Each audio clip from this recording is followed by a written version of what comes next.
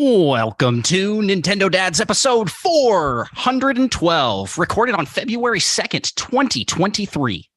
On tonight's episode, with special guest Andross from the Nintendo Pals, we talk about Advance Wars 1+2 Reboot Camp possibly dropping.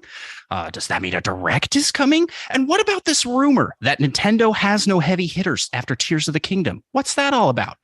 Well, I'm excited to talk about it. Alrighty. Jesse, you know what to do.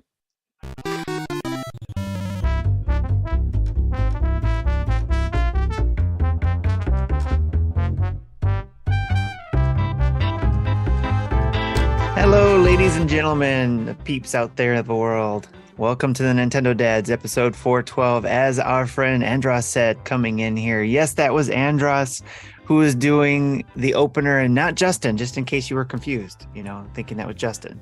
I know they sound just alike, but no. That's my best Justin impression. Sorry, I didn't do a better job.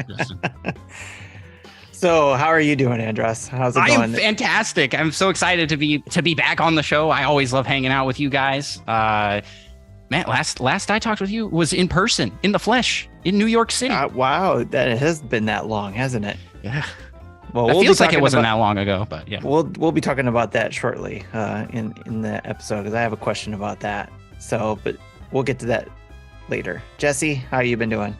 Pretty good. Now, you're comparing Andross to Justin. They do have the same amount of facial hair.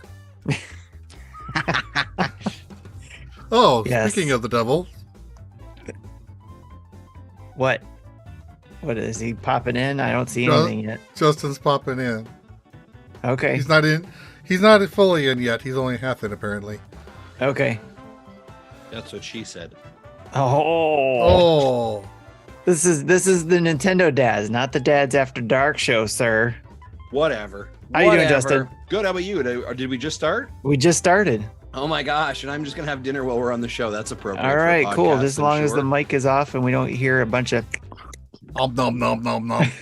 Welcome to Nintendo Dads ASMR with Justin Masson. I have some asparagus.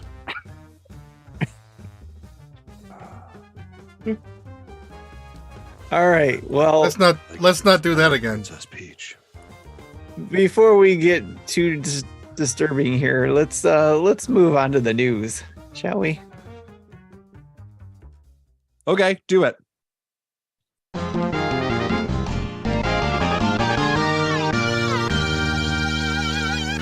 All right. Well, today's show is brought to you by Manscaped, but the news is brought to you by the patreon.com/Nintendo Dads. So a huge thanks to all our newest Patreons and all of our Patreons that have stuck with us through the years. Thank you so much for helping us to create more great Nintendo Dads content and making our community a better place. So with that, let's get started with the news. First topic. Justin's giving a thumbs up while chewing on whatever foods he's got. So. IGN reports that none of the big three console manufacturers will be at E3 this year. ESA releases a nothing burger statement that gives no clarity. That is Marty's input, by the way, in case you all aren't aware. It's a very Marty thing to say. What do you guys think of this? This potential of a nothing burger of E3. Well, Sony hasn't been there for several years anyway. Xbox, they haven't officially been either, but they've had like their own show across the street that if you have E3 credentials, they'll let you in.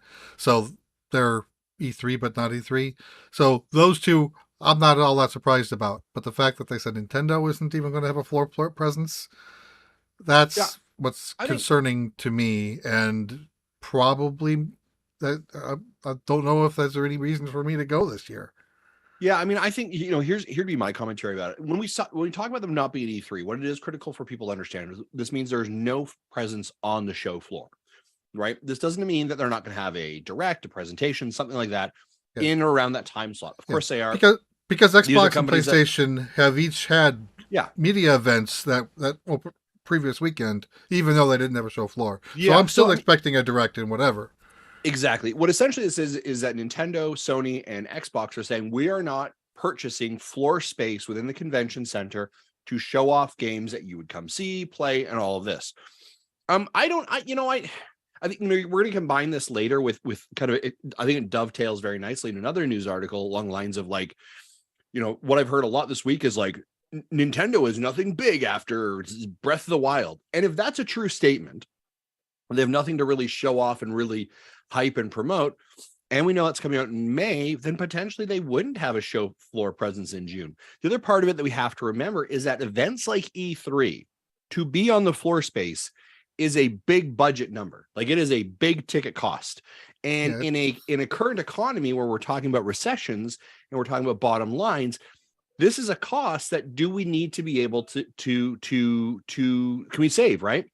And if we have nothing really, really big, nothing that we think we need to fly our flags on, do we need to do that? And I think the other part of it probably being Nintendo has come out of a pandemic where they haven't had a show floor for 3 years, and like, yeah, we still do well. Do you know what I mean? Like we still sell really well.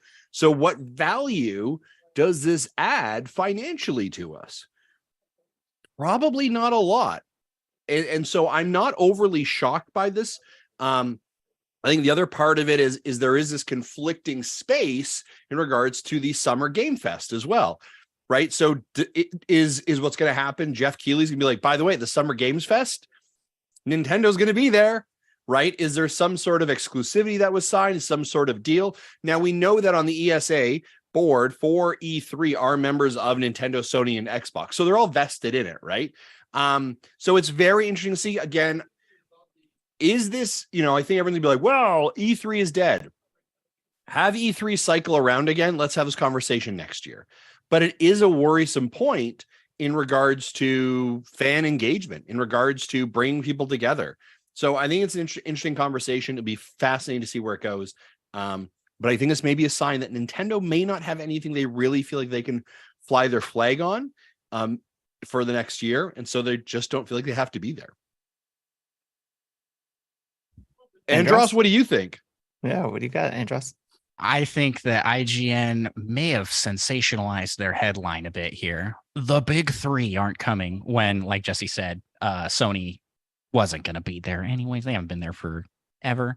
And Xbox has always kind of been adjacent. And I think they're still planning on doing that based off the comments Phil Spencer has made. I don't know. Like so many people are corroborating this rumor. And IGN reporting on it, but so many people corroborated that Switch Pro deal, and that was, kind of not quite what was being advertised. I watched a short by Kit from the Kit and Krista podcast where he talked about he would be very surprised if they weren't going to have any presence at an E3 showing just because of how vested Nintendo is with ESA. But yeah, who knows? I don't want to see it go away.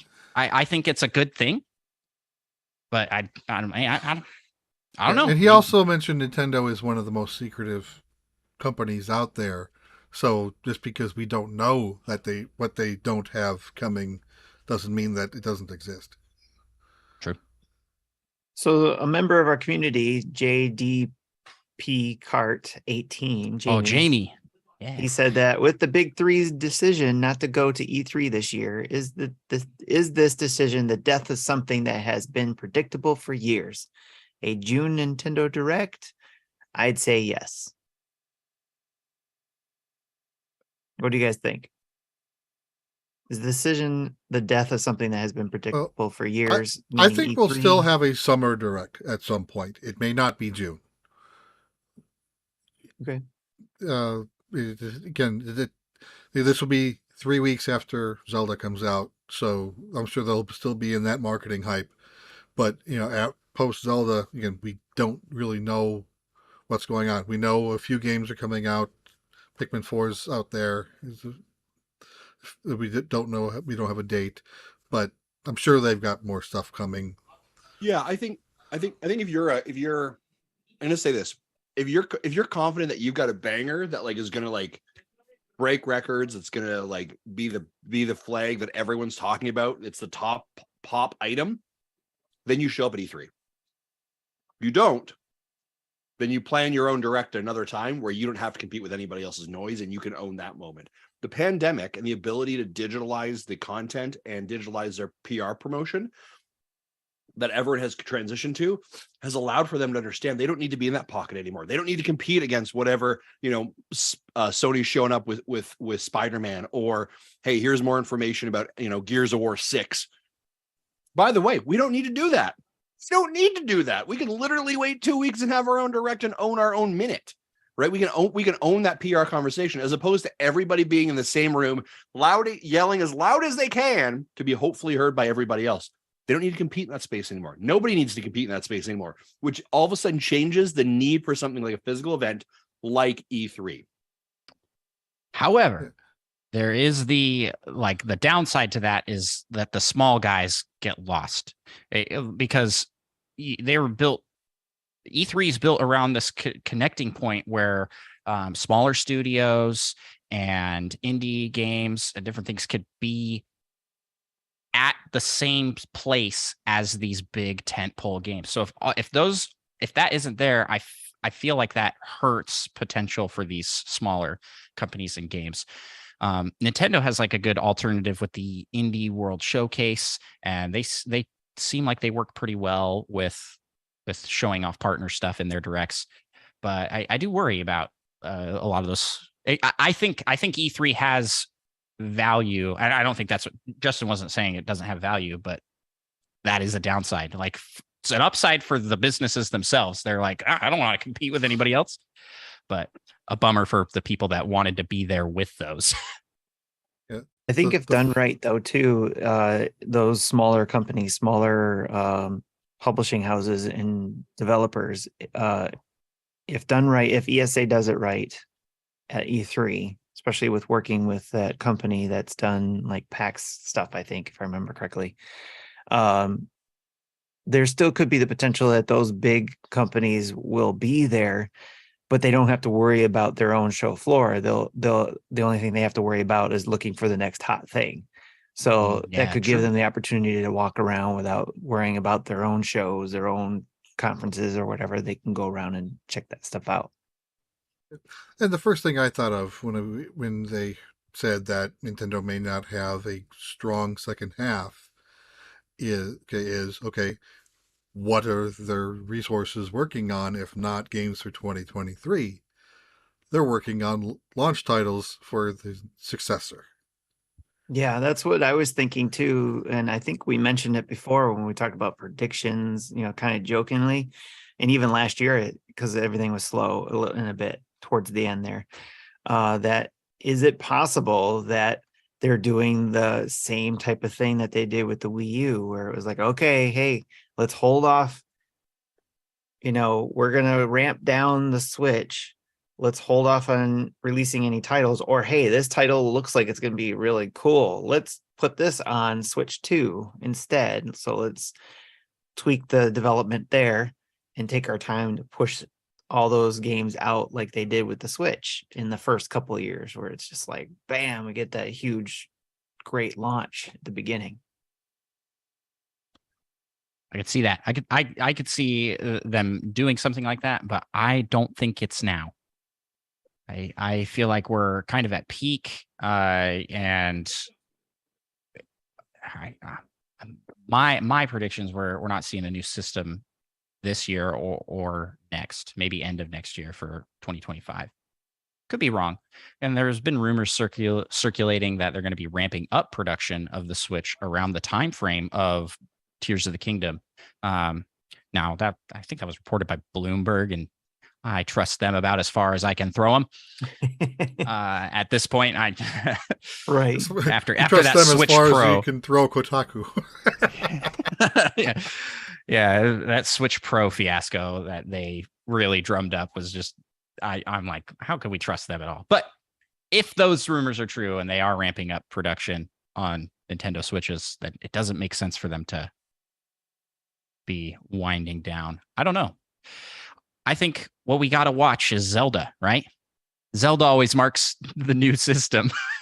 So, yes. So we got Tears of the Kingdom, and then they'll be like, all right, It's out for both Next, systems. next. That used to be Kirby's job, but he's had like 5 games this generation. Right. Throughout the history. So it's kind of hard to tell. There's Yeah. another one coming up in a few months.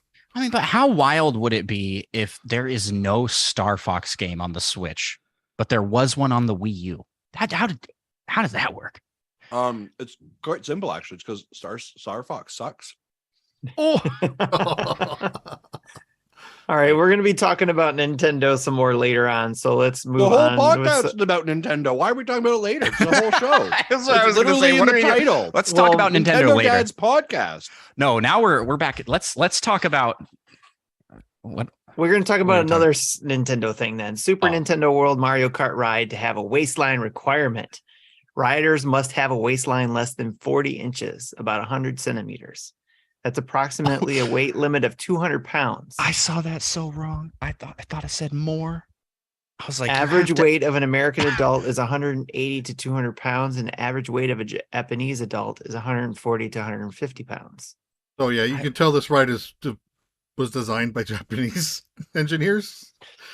If just the design of the ride takes out half of the potential. It's half of the American audience, all the American Right. audience. I sure as hell, even the lowest weight I've ever been in the last 20 years, back in 2018, I still did not have a 40-inch waist. So, Yeah, I that's gonna sure be as hell tough. don't have one now.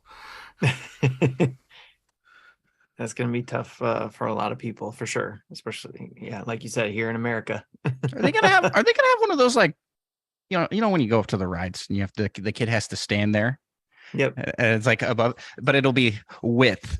I don't know Yeah. what they're gonna It'll do, be like- but and you have to like stand next to it.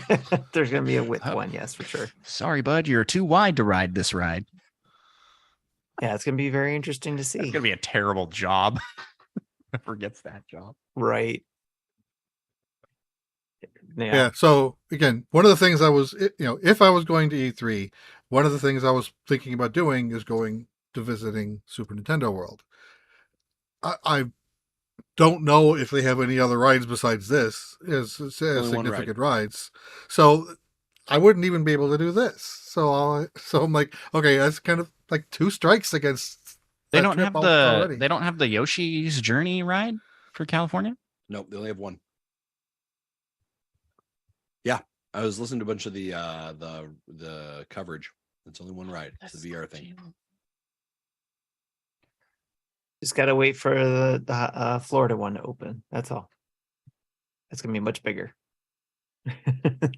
We can all go down, Everything's bigger in shack Florida. up with Andross. Yep. And then, Episode 500, we're hanging out at Andross' house. Heck yeah, everybody come on over. all right, next up, Nintendo game vouchers available to North American NSO subscribers. Finally, after being available everywhere else and only limited in North America when it first came out. No, I Excited, didn't- Jesse? I am. I have not seen their official video talking about it, so I don't know if there's a deadline or if this is something that they're always going to have from here They on out. mentioned a deadline, if I recall, but Well, they mentioned that if once you buy them, they're good for 12 months, and Good for 12 months. that's always been the case. But I just don't know if there's a deadline for when you can actually buy them. yeah, a hack from one of the mods over on Nintendo Pals, Monkey Thunder. It was like I bought the vouchers originally with discounted eShop cards, so Yep. Yeah. so you can get things even like steeper discounts by stacking. Yep. And, Like and, and I've mentioned this before. I bought vouchers from Japan last year, taking into account the strength or lack thereof of the yen. I basically got my 10,000 yen card for just over $90. And so I redeemed one. I still have one that I have yet to redeem. That will likely be for Zelda. But again, without knowing what else is coming, I'm not going to buy any North American vouchers yet.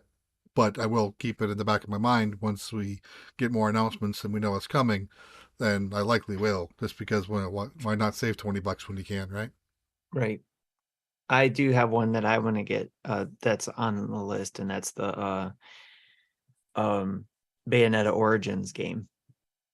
So that's one I definitely would like to get my hands on with the voucher. It hasn't announced yet just because it doesn't have a release date, but I'm sure Pikmin 4 will be available. Pretty much, if it's a Nintendo published game, it's eligible to be a voucher. Yeah. Yep. But that's the other scary part, like we talked about earlier, is the potential of nothing else coming out the rest of the year. Yeah. Like I was originally going to get the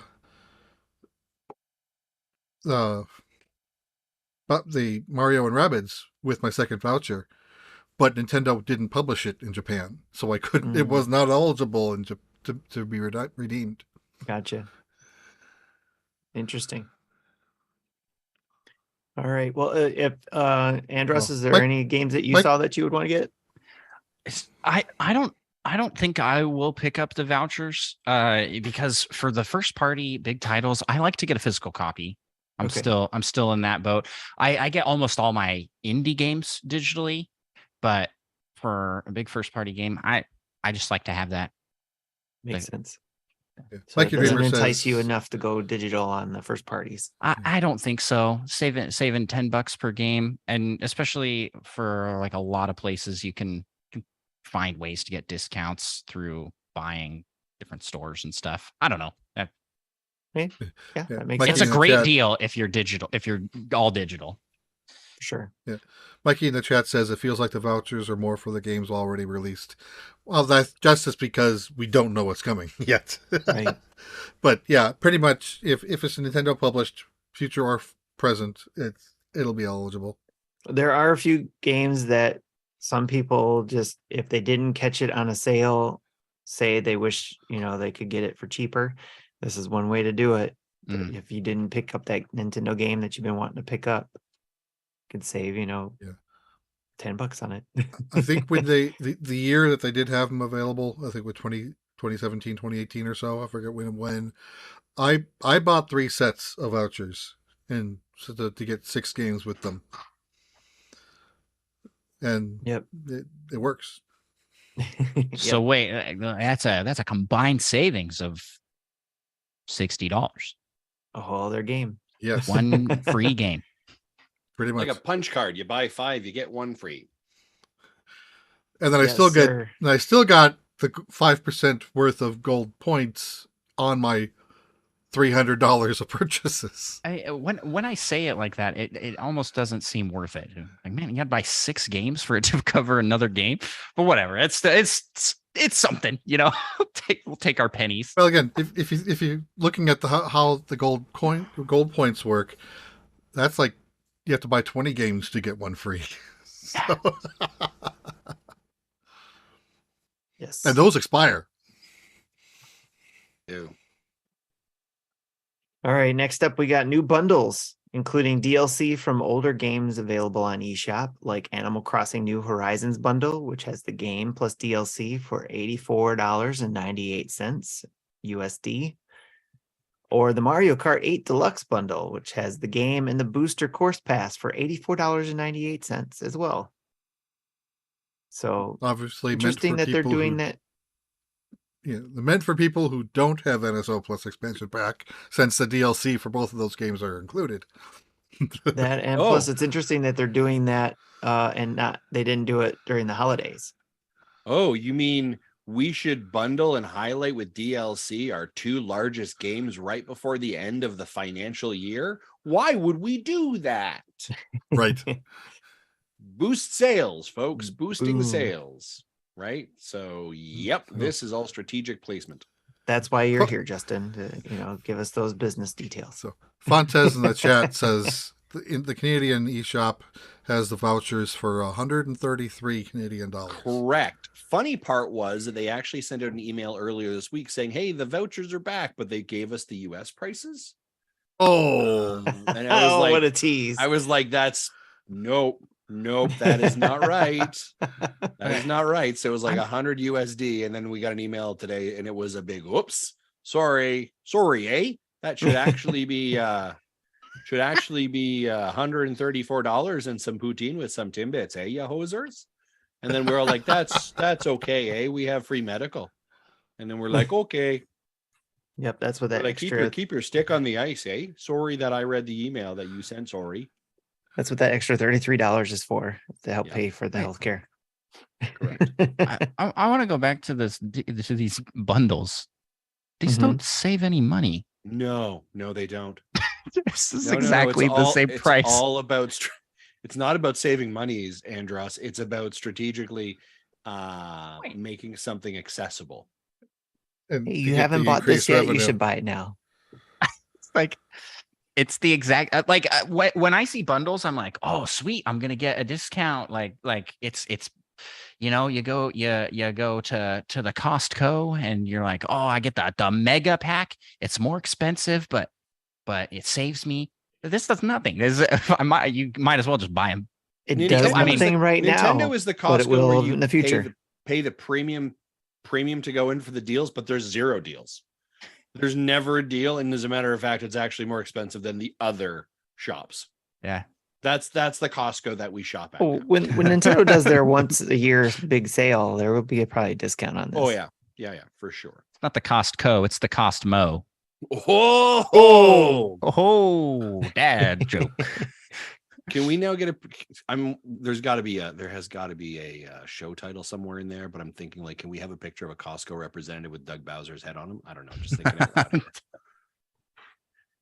Doug Bowser looks like he shops at Costco. He's a Kirkland brand guy. Oh, for sure, man. Nothing better than a good Kirkland quarter zip. You know what I'm saying? That's great. I mean, I'm not gonna lie to you. This hoodie right now, this is an Eddie Bauer hoodie. Costco. Yep. Yep. $15. I won't get into it now. This might be a good post-show story, but remind me to talk about Costco later. Oh man. So now if you are a Patreon member, you can get that content ad-free as a pre and post show. But if you're not, that's a teaser. And head over to patreon.com/NintendoDads to subscribe to get Jesse's story about Costco.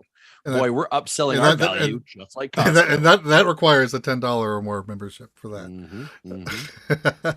All right.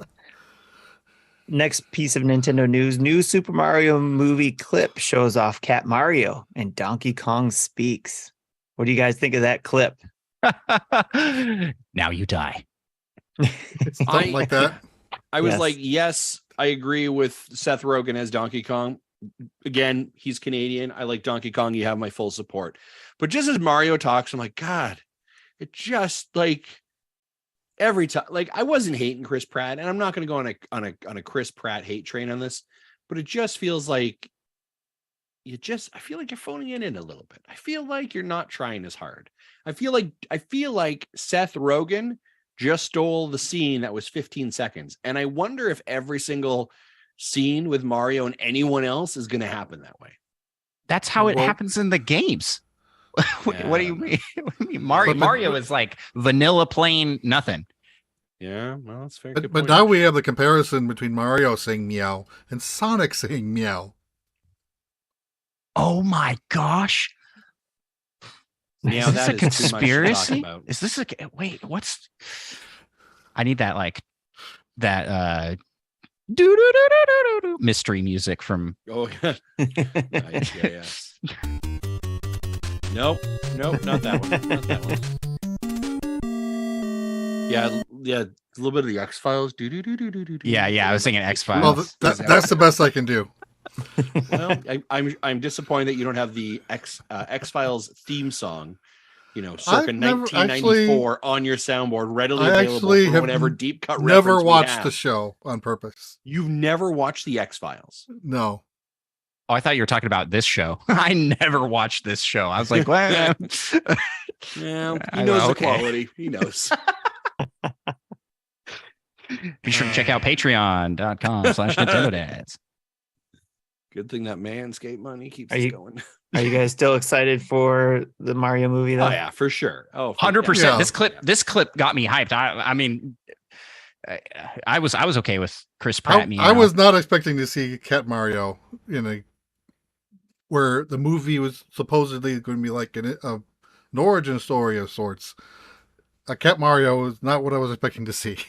Yeah. But but I think the nice part about it is it just kind of shows like whatever we think of for the Mario world is like there's so much material that they could reference, right? That like, oh yeah, Cat Mario, yeah, that makes total sense, right? Like, yep, that would do it, right? Like just as like when we've seen stuff with like Rainbow Road, oh yeah, like just they know this. Obviously, they have referenced the source material, so anything goes. Right, which I think is the great thing for us as fans, or like the amount of Easter eggs in every single scene, right? Like this is probably one of those things that when it comes out on DVD or streaming, like here are the 95 reference Easter eggs from this video. Click here to subscribe. Big Right? circle, big red arrow. Zoom in on Mario's mustache. So now that pretty much any power up is on the table, I want to see swimming with a frog suit and ice skating with a penguin suit. Nice. I want to see what Super Mario 2 reference they have. Like, I want Wart to show up somewhere in the game. They'll probably just pick up a turnip and chuck it, and there's your reference. That could be. Yeah, that could be. I'm sure there will be music. I mean, like, that's the thing that I'm noticing in all the trailers is the score is beautiful. It's going to be great. Yeah. Yeah, I'm really hoping they're going to release that soundtrack. And I know it's like we all know the songs, right? But like, even if you just listen to the first, like, let's watch the first trailer, close your eyes and just listen to the audio. Just listen to the score, listen to how they've redone the opening. Like it is like is good. Yes. It as the kids say nowadays, it slaps. Right? I think that's what they say now.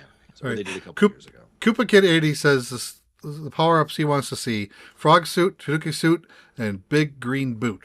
Or we've already seen Tanuki suit. Yeah. So that's I think he's referring to Karibo's shoe. God bless you. Yes. For sure. All right. We got 2 last items that are kind of downers, so we'll end it there on those. Look at the Sarah McLachlan's I Will Remember You. Ready? Yes. Ending on downers. Rumbleverse, once rated for the Switch, will close down a little over 6 months from launch. And Knockout City is also shutting down its servers as of June 6th. People shutting down left and right. Are you guys sad? Are you guys gonna cry? Do we need a moment? It's almost as if there's too many of these live type service of games. Yes. Rumbleverse was. Go ahead, Andross. I think that these are. It's lame that they just can it. I would like to see, people put money into these live service games for skins, costumes, maybe even like new modes, levels, depending on what you're playing. And I would like to see a final update that just makes the game an offline game, a playable, like full package game. Interestingly enough, Andross, the folks over at Knockout City, now this news was breaking relatively early, like an hour ago. Their update is that they are actually going to be developing a PC version of Knockout City that can transition over, and it will be it'll allow for offline connection, and it will always be available. But they're closing down the other servers, so they are transitioning. And I don't know if you're able to transition your account or however it works. I just briefly read it, but yeah. It sounds like you're going to have the ability to create your own private server. Yeah. Which, like, that should be the standard, but the standard seems to be shut down, can it, gone. Like it's dead, gone away. We'll get it to the point this was the standard back in 2003. So we'll get it to the point like Knockout City is doing, but also allow the community to take it over, I think, as well, to where. Because you got a lot of people who may be into a game, maybe not necessarily these two, but at least allow the opportunity for the community to take over and create their own levels and stuff like that. Sometimes communities do that. This is really interesting because this news this week follows another set of announcements throughout the week regarding games that are coming offline. Apex Legends Mobile, EA is canceling. It has been out for about a year now, or just shy of a year. I think 10 months. They're shutting it down. So that's Apex Legends Mobile. Battlefield Mobile, I think they have stopped development on it. And this last fiscal quarter, revenues for Apex Legends is down substantially as well. Also, what ended up happening was that EA ended up canceling a single player storyline first-person shooter on the Apex Legends Titanfall universe. What we're seeing is a little bit of these is if it comes to market and it doesn't hit, right? Like there's a little, like it's a little bit of actual like I know it's kind of frustrating because it's like, okay, well, I've put money into it and now I'm taking it offline. But I think what we're seeing from companies is kind of like minimal viable product, kind of quick lessons learned. Let's get it done. We put it out. Did it meet our sales numbers? No. Shut it down. And I know that is cold from a player's perspective, but from a business perspective, cut your losses, run, go. Do it again. What did we learn? Do it again. But at this stage of the game, no live services will ever satisfy them. No, if it's good, everyone's chasing the Fortnite, right? Like let's put that as the standard. Like everyone's chasing that and can't meet it. But even if one sells well, it never will be well enough. Correct. Yeah. It's challenging. I also Ubisoft. Yeah, I mean Ubisoft's great for that. Ubisoft is, but so EA is saying like, yeah, we're challenged by this. For 4 years, folks, Apex Legends did really great in the space they were in. They were kind of it was kind of like Fortnite, COD, Apex were kind of in that conversation. Guess what? New dog came onto the scene in October, Overwatch 2, right? Drew a lot of eyes away from Apex because they have an open community. They have good communication. They have regular updates, new maps, new players. They came in really well. They're making adjustments to their battle pass. Guess what? Apex has been stuck at the same level, the same routine, the same maps. They introduce a new character. It's unbalanced. They're not listening to the community. And I think it's dying on the vine. And I think that you see this with all these other live services. You have to hit, you have to be big. And if you don't, we're out of here. And that's kind of the market. And unfortunately, it's not great. But that is a market based on bottom lines that you have to come back to results for stockholders. And so it sucks, but that's the way it goes. I just think that the like making it an offline possible game or something that can like transfer that credit to, like, why not? Because then you can just leave that up there and it'll just people can still buy it, to play the offline version of the game. But then again, a lot of these games kind of build around, they are completely built around online multiplayer, a lot of these live service games. So yeah, it's tough. It's tough to see, like, to know what the best thing to do is for the communities and for the businesses. And those are just not going to align, I think, a lot of the time. And I think Knockout City I think Knockout City was a great game. We had a lot of fun with it, I think. But it was a game that you were like, oh, this is a weekend or two, maybe, right? Or like, hey guys, a fun little tournament. Let's play this. We did play a tournament with the Mega Dads. One of the challenges with Knockout City, originally it was a pay game, right? You had to pay it to start off with, and then they transitioned to free to play with a battle. Like you kind of, I'm not saying you can't switch streams, but I think you just begin to kind of get lost in everything else. And again, when you have so many online service games that like vying for your attention, you kind of have to be like, you have to be perfect. You have to be the best because that's where your time is going. We know, freaking look at Twitch, right? Just look at where people are watching. It's Fortnite, Apex, COD, Overwatch, Valorant, right? Like those are the games. And so it's tough. It's tough to do it. Yeah. If a game advertises itself as a live service game, that is a giant negative to me, and I won't touch it. I was excited for Suicide Squad Kills the Justice League. It turns out that might be a live service game as well. They're going to screw it up like Square Enix screwed up Avengers. Yeah. So putting the model on games that it doesn't need to be on is a big problem. Yeah, that development company has put out several great single player games in the past. I was hoping for another great single player game. If that's not what this is going to be, I am out. Marvel's Avengers is such a great reference there, Jesse, right? Like you have one of the hottest IPs in the world, if not the hottest, Marvel's IP. Right now it's not the MCU, but it's Marvel, and you know these characters, you have connection. You have a fantastic developer in Crystal Dynamics, right, who's done a great job. These should be no-brainers, right? These should be like easy, yep, got it for sure, have success. And they couldn't, right? They couldn't land the marks, they couldn't deliver the promises, like and inevitably it died on the vine. And the other part of it was Square Enix was super open about that very early. They did not meet our sales expectations, right? Because your sales expectations is ridiculous what you're measuring it to. Right? If you think about it, Fortnite is a game that slowly built to where it was. It originally was a single player game, and they were like, "Oh, there's this battle royale thing because of this game called PUBG. Let's try this fun idea." And then it snowballed. Then it became something they couldn't maintain. Right? It started as a single player game, and they added a fun function. And now it's the biggest thing out there. Yep. This topic's really interesting to me because, you know, with the end of a live service game, you're sort of forced to stop playing it, right? I get that it doesn't exist anymore. It's not available. But on the flip side, how many of us have games on our Switch that we played one time and we have not ever played again since? Yeah.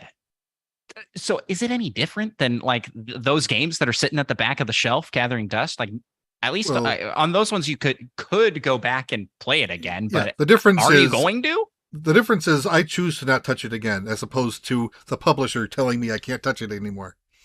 Yeah. So where I was going to go with this, guys, a question for you guys: was Nintendo right in how they handled Mario 35 in making it a live service game that was short term? And it was intended always to be short term. And is that the way that companies should be going? Should they be upfront with this is going to be a short thing, and then if it takes off like Fortnite, Mario 30. I don't look at Mario 35 as a live service game because it doesn't evolve and doesn't change. There was no monetization to that whatsoever. There's no monetization model. It's an online play game. Sure, right? but the principle of it was a game. And then gone. It's Zach. Yeah. You can't play it at all anymore. Yeah. If other companies started doing this, they would also have to not monetize it, because who is going to put money into a game that is not going to exist in 6 months? Actually, no one in their right mind. Andross, what I thought you were actually going to go with was towards Justin and his thought of making Splatoon 3 a live service game. That's where I thought you were going to go with that. Oh. So Mario Justin, Kart, would you make Splatoon 3 still a service game? Yeah. Considering all this going on. Koopa Kid has a question. Will Nintendo put a live service game in the ring? And I would say they already have with that stupid soccer game. With Mario Strikers? Yeah. A live service? I wouldn't say it's a live service game. A live service game to me has a perpetual amount of things changing. It has a large online community. There is a model that there are seasonal events that indicate changes to locations, maps, or characters. There is a monetization model outside of the regular dynamics of the game. Always has to be connected, and there is no single player aspect to it. So if you look at that, if you use those as my qualifications, there's nothing Nintendo does that does that. Tetris 99. Is that Nintendo, or is that actually published by? Okay, maybe close-ish. Well, yeah, but still, that one doesn't have any monetization outside of needing the subscription. Yeah. It's the idea that a game never ends. Right, there is no end to. I mean, you could argue. You could argue that Splatoon's on and on, online function with their semi-battle pass is sort of a live game server or live game. Nintendo Switch Sports ish. Yeah, all right, I'll give you that, Andross. I mean that's straight up a battle pass, but it's all limited time. But Not nearly as much changing. I think they're dipping their toes. Maybe they will. Maybe they will decide, all right, Smash Bros. Ultimate's done. Now it's time for Smash Bros. Forever. Yeah. I mean, it could be, right? Like, I mean, I'm very shocked they never did it for Mario Kart. I thought Mario Kart would lend itself very well to a live service.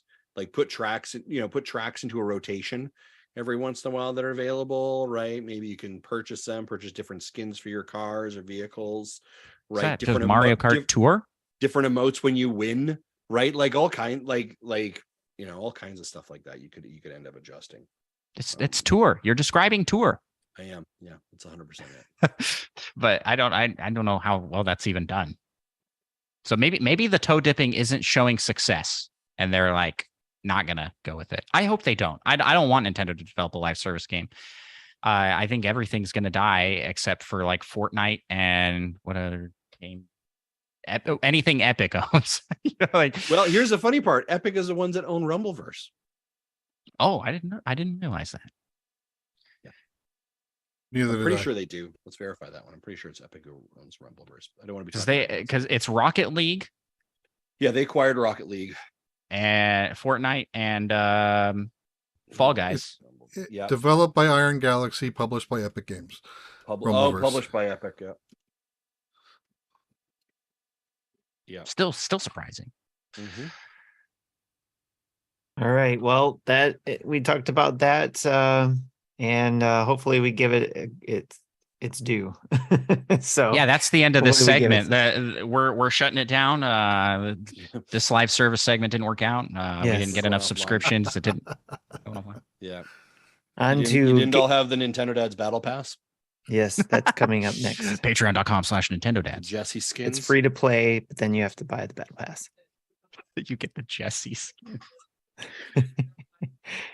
Game release and updates. It's that Tingle Hat hood of yours. Yep, that's exactly it. Kirby's Return to Dreamland Deluxe may include new epilogue content according to the text shown on the back of the box. Release is February 24th. What do you guys think? I thought you said we were ending with bad news. No. I said we're getting away from the bad news. We gave it you wanted its to due. end with happy. Okay, yes. I see. This is cool. More content. I'm down for this. This is like what they did with Mario 3D World plus Bowser's Fury. It's like a little mini extra game with it. Yes. Yeah. And it'll be interesting to see if it's like kind of like what we were hoping with what you just talked about with Bowser's Fury, maybe an insight to what the future may hold for Mario, and that this could be what could be the future of something for Kirby. We'll see. But that's it. That's the news for tonight. On to our ad break with Manscaped. Hey, folks. Support Nintendo Dads is brought to you by Manscaped. Ladies and gentlemen, breaking news. If you're watching this live right now, you might see my beard is looking nice and trim and tight. Do you know why? It's because I have been using Manscaped's new Beard Hedger Pro Kit. And let me tell you, that's right, folks. Now, breaking news, Manscaped now sells beard products. That's right. They are once again revolutionizing men's grooming with the brand new Beard Hedger Pro Kit. From a beard trimmer to a fresh shave, the technology behind the Beard Hedger Pro Kit allows you to shape your signature beard look. Now you can finally use Manscaped products to make sure your drapes match the carpet by going over to manscaped.com and using the code NINDADS, NINDADS, for 20% off and free shipping.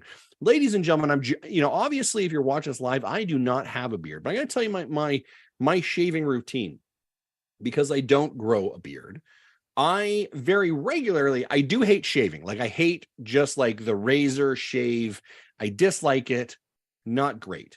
So I always have this kind of 5 o'clock shadow that's going on. So guess what? I used the beard head trimmer that showed up and put it down on the 0.5, and I had a bit of shag. And let me tell you, it was the best trim I have ever had to my beard ever. It felt nice. It feels like it's a great length. It didn't snag or pull or any of that when I was doing the shave. It was absolutely fantastic. Fantastic. So much that my wife was like, "Oh wow, you shaved and that looks really good." And I was like, "Yes, I did. It looks fantastic. If you want to look as good as I do without a beard, you should head over to manscaped.com. Again, use the promo code NINDADS, NINDADS for 20% off and free shipping." What is wrong with you, Tim? Honestly, what is wrong with you? For those of you that are not watching us live, Tim has brought out what appears to be little doll hands, and he's touching his beard. And you're talking about a beard. I'm taking care of my beard. It is so nice. Creepy. Like it's like tiny dancer Tim. Tiny hands Tim is what we're gonna call him now. Yes. Don't make fun of my tiny hands. Come on. But they're so tiny they wouldn't be able to hold the amazing Beard Hedge Pro kit that Manscaped has sent you. I'll just have to do it with two hands. I use two hands and I hold it like this and go. Andross Manscaped sent you one of these as well, correct? No. But I don't have a beard, so I don't need one. This is uncomfortable. I don't have a beard, so but I can say that with the Manscaped products that I do have, their razors are fantastic. So it's going to be high quality. The other nice part about the razor is it's actually waterproof, so you can shave in the shower to avoid all the hair in the sink as well, which is great. I love that about Manscaped. So that is a fantastic thing about theirs. And they've got some fantastic beard shampoo and conditioner. Jesse, Tim, have you tried any of these products? Go ahead, Jesse. I have not yet tried the beard care products. I did open up the trim. Actually, I did open up the trimmer, set it to about a 3, and kind of did a trim of my mustache area. Yeah, and that worked well. And I want to keep this part long, so I'm not going to. But I mean, I would assume that you'd be able to use the beard oil or beard balm that's part of that gift basket. I do plan on doing that. I just haven't had a chance to yet.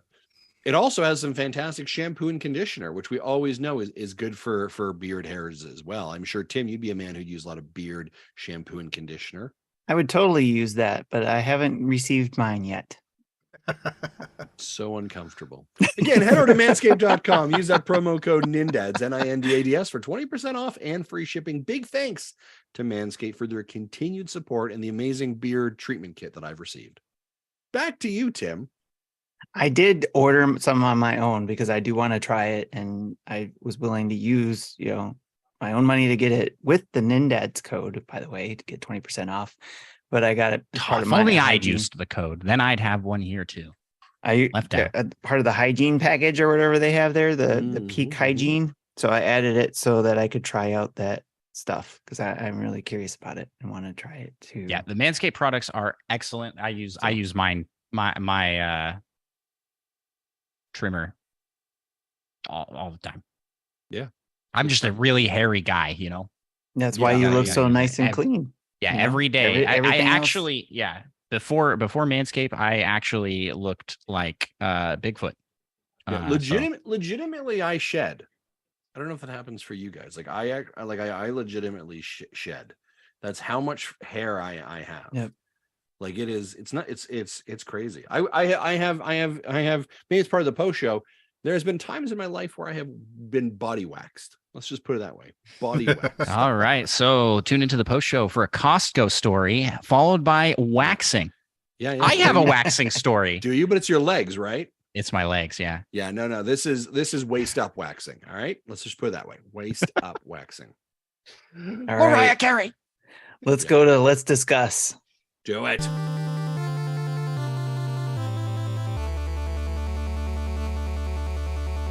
Austin Powers. He takes his shirt off. It's that kind of energy. You know what I'm saying? Yes. All right. Before we get to talking about our guest, let's talk about a couple things here. Walmart, among other retailers, has started to relist Advanced Wars 1+2 Reboot Camp, along with claims of in-store advertising being sent that says available now. Yeah. Are you guys excited? It's being announced next week during the Nintendo Direct, and it's out before the end of March. There we go. Next topic. On that note, is there going to be a Nintendo Direct coming up? Yes. Several next news week. outlets think so. It'll cover Advanced Wars 1 and 2. Moving on, next topic. What about Zelda? Will there be some Zelda there, you think? Yeah, they're going to talk about it. They're going to say this. They're going to say, don't forget, we've got Legend of Zelda. By the way, here's a short little sneak peek. They'll show you a little bit, and they'll be like, and in the coming weeks, we're going to have a specific Zelda Direct where we're going to talk more about it. Look forward to it. We hope you are excited. What do you think? Does it look great? Think there'll be a treehouse about it a month before? Nope. No? Nope. Okay. Aonuma will be, it'll be Aonuma in a black room, and Yep. he'll be like, we're busy working on The Legend of Zelda, Tears of the Kingdom. Okay, so I'm just going to go out of order because this is driving me nuts. So there's a rumor that Nintendo doesn't have any heavy hitters after Tears of the Kingdom, true or false, right? We True. kind of talked about that. There's a rumor. There is the rumor, but do we think it's true or false? That there's a rumor? But No, that there's there not isn't. going to be any heavy hitters after Tears of the Kingdom. Do we think it's true or false that there won't be any heavy hitters? Define heavy hitter. Are there? That's what Exactly. that's the problem. And that's Yeah. what these people are doing. They're like, oh, there's not going to be another big ticket. So Like, okay, there's not going to be a Zelda or Mario. Duh. There's This not goes going to back- be another Zelda this year. this goes back to the Nintendo Direct. If they have the Nintendo Direct, what's going to be in there? What are they going to talk about? Because usually they had in other February Directs, they had like some Yep. big news Sure. there. Yeah. So what they're going to talk about is that in June, they're going to have Mario Sluggers. That's going to be exciting. It's going to be our first look. Another sports game in June. By the way, yes, that tracks because that's where they put their sports games. You want to say I'm wrong? Check the report. I'm right. You're going to then get that- Mario Sluggers. So the game is not a heavy hitter, but there are heavy hitters in the game. Correct. Oh! Oh, sports ball. You're also going to probably get a first look at Donkey Kong Country, the new one. That may come out in May. No, because May will be Breath of the Wild, so they're not going to put anything else there. Pikmin 4 might be April, if I'm being honest with you. It could be that. That would be wild. That would be Yeah. like a Yeah, I do think it literally, though, I legitimately think Advanced Wars is coming out before the end of March. Again, they've got a lot of the cartridges pressed. It would not be hard to do a pretty quick drop on that. It will not be a digital only drop, and it has to be within the same fiscal year that they actually had the game originally announced for, because it was supposed to come out in early April. That is one full fiscal year, right? So they're going to put it out before the end of March 31st. So, yep, that's going to be announced, which also correlates to everything we're hearing right now from the eShop being updated, Walmart tracking it. Where there's smoke, there is fire. I don't know. Pikmin 4, here's the deal. Pikmin 4, and everyone's like, what about Pikmin 4? Pikmin 4 is not a big hitter. Right? Here's the four big hitters for Nintendo. All right. Five very simple. Zelda, Mario, Smash Brothers, Mario Kart, Animal Crossing. Those are all the five. four. all four, right? Okay. So guess what? You ain't getting any of those. You're getting Tears of the Kingdom. After that, now, is it disappointing that there's no Mario? That's interesting. Right? So what has that team been doing? Movie. What they have a movie coming out. What has that development team been doing? But 'Cause that's before Tears of the Kingdom as well. Yeah. They're saying no heavy hitters after Tears of the Kingdom. That I think it's going to maybe feel like that a little bit to the general public. Yep. Because they're going to be focused. There's going to be a big hype train for this movie, and then there's going to be a huge hype train for this Zelda game. And after that, I think we're going to see the A tier. You know, we get an S tier. Now it's time to bring in the A tiers with Pikmin. We're definitely getting Pokemon DLC. Yeah. We're already on the hook for Mario Kart DLC. You're getting a Pokemon game in November. I think it's good. I think it's DLC. I think it's a major DLC pack. It's gonna be like a Hey You A Pikachu. spin-off. Oh, Hey You Might- Pikachu 2. I'm down for that. It might be. Oh, It might boy. be Detective Pikachu. Pokemon something is going to end in November. There's going to be a Pokemon something. I doubt it's going to be DLC. I bet you it's going to be something bigger. We'll find out in 4 weeks. here's the other see the problem with this rumor about like there's nothing afterwards is it is all caveat on the belief that the person who's creating that article most likely believes that Nintendo is not doing anything in 2024, and that at the end of 2023 is when we're going to see the new console, and in 2024 is when it's going to release. So you're winding everything down. But like on this call, you've got people who completely disagree with that statement as well. Mm-hmm. Right. So that's a problem. Here's the reality of it. Nintendo will only ever show you the first 6 months. So when people are like, oh my gosh, I know Pikmin's there and Tears of the Kingdom, there must be nothing. We were having the same conversation a year ago. Because Nintendo Direct didn't have anything. And the year before. Guess what? They're going to have this Direct like next week or the week following, and it's going to start to stack up stuff. You'll be like, holy cow, is 2023 another crazy year for Nintendo? We're eating good. Like, that's exactly how this conversation's going to go.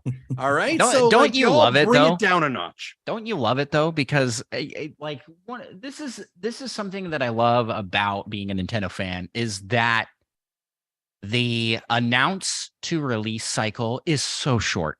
It's so short and so quick. The turnaround's quick. You're going to hear about it, and then you're going to see. We have a few exceptions to that. Metroid Prime 4 is the main exception, but for the most part, you see a game, it comes out within 6 months, and that is awesome. Which is kind of why I wonder about Pikmin 4. That's why I'm wondering if it's the first half of this year. Yeah, could be. Yeah. I'd be down for it. They didn't show anything, which is kind of bizarre. They showed a footage. They showed some rendered cutscene. That's it. But that also game, like Miyamoto had said before, he's like, oh yeah, it's been done for like 4 years. Just sitting on someone's desktop. That's more than we've seen of Prime 4. Right? Prime Force, we're seeing it this year. At least seeing it. There's a rumor of a Golden Suns like revival. I've heard that one spinning around the market now. That would be cool. I've heard some chat about the do a barrel roll, but like, not as much. You've got Bayonetta 3 coming, or Bayonetta Origins, whatever is coming out. Mm-hmm. Right? Like there are pieces that we know, right? Like, let's think about it. You just had a Fire Emblem game. You're getting a Kirby game next month. You're getting a Bayonetta game the month after that. You got Tears of the Kingdom in May. You've got a questionable for Advanced Wars 1 and 2. It's going to be in March.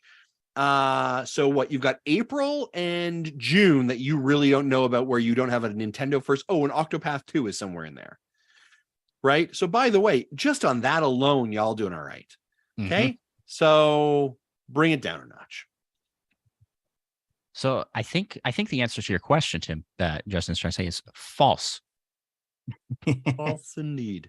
But it is challenging. It's just there's that language around like, well, they're winding down. I am not a fan of that. I'm not a fan of how the news is how these gaming news outlets are trying to spin narratives. Yeah. Out of these things to generate clicks. I mean, that's what it's about. This gets people. Yeah. They're winding down. But by the way, the counter statement that was made like literally 20 minutes ago was actually, no, they're winding up production because of Tears of the Kingdom. Wait, sorry. So which one is it? Right? Like, so it's the example of, it's a narrative that we want to create. When we don't have information, we begin to speculate. Right. Also, Nintendo supports systems even when they transition out. And you're all assuming that the next console that Nintendo has is not cross-compatible. P.S. The next console they have, probably going to be cross-compatible, because they're not going to screw around with the Switch idea, because they sell them like gangbusters. So it's gonna be like the 3DS, where it was like there are certain games that play on the 3DS XL Plus Galaxy Edition because it's a better processor. It's gonna be backwards compatible. There are still games in the pipeline. Guess what? Mario may be a launch title though for this new Switch. Who knows? But like, I don't know. Yeah. I just did a quick peek at Octopath Traveler. That is Square Enix published, not Nintendo, and it comes out in 3 weeks. Thank you. I appreciate that. Great discussion, everybody. Good stuff. No discussion. I was just yelling at people. You guys calm down. All right. Yeah. But in all fairness, here's the deal. Like, I know it's Jeff Grubb reporting it. Good friend of the show. I suspect we're going to get a direct next week or the week following. It kind of follows their pattern. Nintendo does need to calibrate or communicate what their calendar is going forward. They're going to be having investor calls coming up soon, so that logically makes sense. They only ever show you what's in the next like 4 to 6 months. That's always their thing. Maybe with a long version of like, maybe they'll show Metroid 4 trailer and it'll be like fall 2023. Cool. But for the most part, their approach has always been to Andross' statement, like what you're playing in the next 6 months, right? They do that really well. They create that narrative very well. So everyone's like, I don't know what's going on beyond this. It's because they don't tell you, because they already like they're not that kind of company. Because guess what? When it comes up to June and we're all like, they haven't told us what comes after June. They're going to tell us in June. That's how this works. And they're going to tell us again in September. That's how this works. That's owning their own communication, and it logically makes sense. So we're going to hear something. So I don't know. And again, I do think Advance Wars is the end of March. All right. Everything goes around that fiscal year end. Yeah. Ninfrendo, get out of here. Mother 4 pixel remastered. And not gonna happen. I like his Nintendo dogs plus cats plus ninjas. Yeah. I'd buy that. Here's the other thing is I have a list of games already, like from indie developers that I'm super hyped for. Right. So it's not like we're all like, oh my gosh, I have nothing to play on my Switch. Really? Open up the eShop. Right. Like there are 3 games that came out this week that I'm interested in. So like y'all are acting like you haven't drank water in years. All right. Like this is not Wii U drought. All right. You come to me when you have a podcast during the Wii U drought. All right. And then you start whining to me about, oh, there's no news. We end up talking about Star Fox Zero for like 4 months because there's nothing, literally nothing. When Nintendo shows up at an E3 and literally has puppets, you know you're screwed for content. All right. So by the way, you're fine. And you can buy $200 worth of Persona for $40. Star It's Fox Gunbrella, not Umbrella Gun. Get out of here, Ninfrendo. Put yourself in a timeout. Star Fox has scarred Justin. Love it. All right. Andross, you are sitting in our guest spotlight today. Thanks for coming on the show. I got some questions for you. Oh, sweet. All right. So first off, for those who may not know who you are, who are you? Where'd you come from? Yeah, I'm the unpaid intern. I've been working at Nintendo Dad's HQ for a while, but on the side, I have my own business. It's called Andross One and Nintendo Pals. So I do a podcast with my buddy, Micah, over at the Nintendo Pals. We are pals. We talk about Nintendo. It's a good time. We do a show. Not Mitch? Not Mitch. No, not Mitch. You guys got to bring Mitch back on here. He's got to revive that name. Yeah. So that's going 2 times a week, 45 to an hour long episodes. Anywho, I'm more excited here to talk about myself, not my buddy and me. No, Mike is great. Andross One YouTube channel. I do. And streaming. I do game streams and stream to video content, really like high quality video content around doing gaming challenges, specifically around Breath of the Wild. I've done stuff with Pokemon, a lot of things with AI. It's very cool stuff. And I am kicking off this year doing a 1-year plan with that, where I will be releasing content every 2 weeks over on that channel. These are like pretty high edits, and there will also be like a bunch of shorts and TikToks, all the stuff. It's going to be a great time over there. So, Nice. so Andross, talk to me about Andross One. So are you spinning out of Nintendo Pals? Is that because this feels like content that would live on Nintendo Pals potentially. Why the separation of it? You feel like Mitch has been holding you back? Yeah, Mitch. Oh, therapy time. No, because we'd agree with that.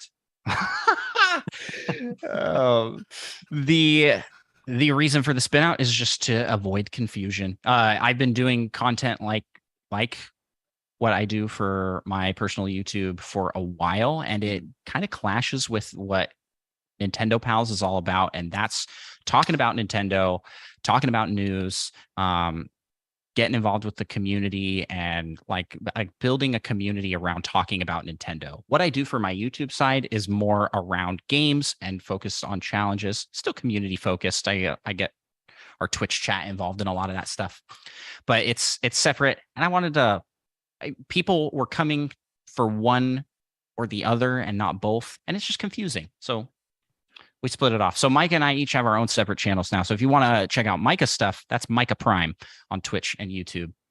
Both of us have our own channels, and then we have our combined pals channels. And is it Andross and just the number one? Mm-hmm. Okay. Got my face on it. Okay. My me. Oh, there it is. There it is. Oh, we're gonna give you. Oh, we already followed you. Who did that, guys? We should talk about this. I don't want to make decisions like this again without. This is why we have our weekly stand-up, folks. So I have been really like I don't want to take. Maybe this is like a. We talking about no. Maybe this is like a post-show discussion. I didn't want to take too much time advertising myself, but I'm so hyped about content creation this year. And so we're trying new stuff with both Nintendo Pals, switching to the 2 times a week format. We used to be like the Nintendo Dads, 4 hours every week. And now it's 2 1 hour sessions. And then my own content, doing video content over there. I'm super pumped about it. And that's why I'm going for this like 1 year plan. I'm super pumped. Everybody, if you are at all interested, please come show some support. Check us out. Yeah, absolutely. We just dropped a link to your Twitch in our Twitch chat. So thank you. Please go check that out. Give Andross a sub. He's really trying to break away from being our intern and really trying to spin out on his own. So if you could help him out. The coup to be CEO didn't work out. Yeah, we do not. Justin is still here. So 100% we don't pay him at all. So please do that. Yeah. All right. Next question is, what have the pals been up to lately? Oh, I feel like kind of answered that a little bit there with that, but we're doing a lot of streams. We've been doing a lot of podcasts. It's a lot of fun. We're having a blast. We do now 3 shows a week. Wow. So with our Patreon exclusive show that we have. So if you're subscribed to the PAL Battle Pass, the live service doesn't end. So yeah. Okay, so then what's life been like since New York? Since your experience everything's in New York? Changed. Once you meet Tim in real life, everything's different. Everything's different. It's just the air smells crisper. Water tastes colder. Pizza tastes better. Yeah, it's true. All right. I think New York was an absolute fantastic time, and it just makes me want to. I mean, it's inspiring to be around so many amazing people, amazing creators, and I was just like, I need to do more. I got back and was like, I need to get on the content train. Let's make stuff. Let's bring in bazillions of dollars so we can meet up more often. Like I want more events. We need more. Like once a year, not enough. Right. Yeah, I get it. That was what was that? It wasn't once a year. That was your first time, all you guys being together in one spot. Once in 8 years. Yeah. Which okay, hold on. I got to come back here. Someone made a comment earlier in chat, said Marty looks different today. Can I just point out that I've been on this show now like 4 times. Yeah. And Marty has never been here. What? I'm pretty sure he leaves when I come.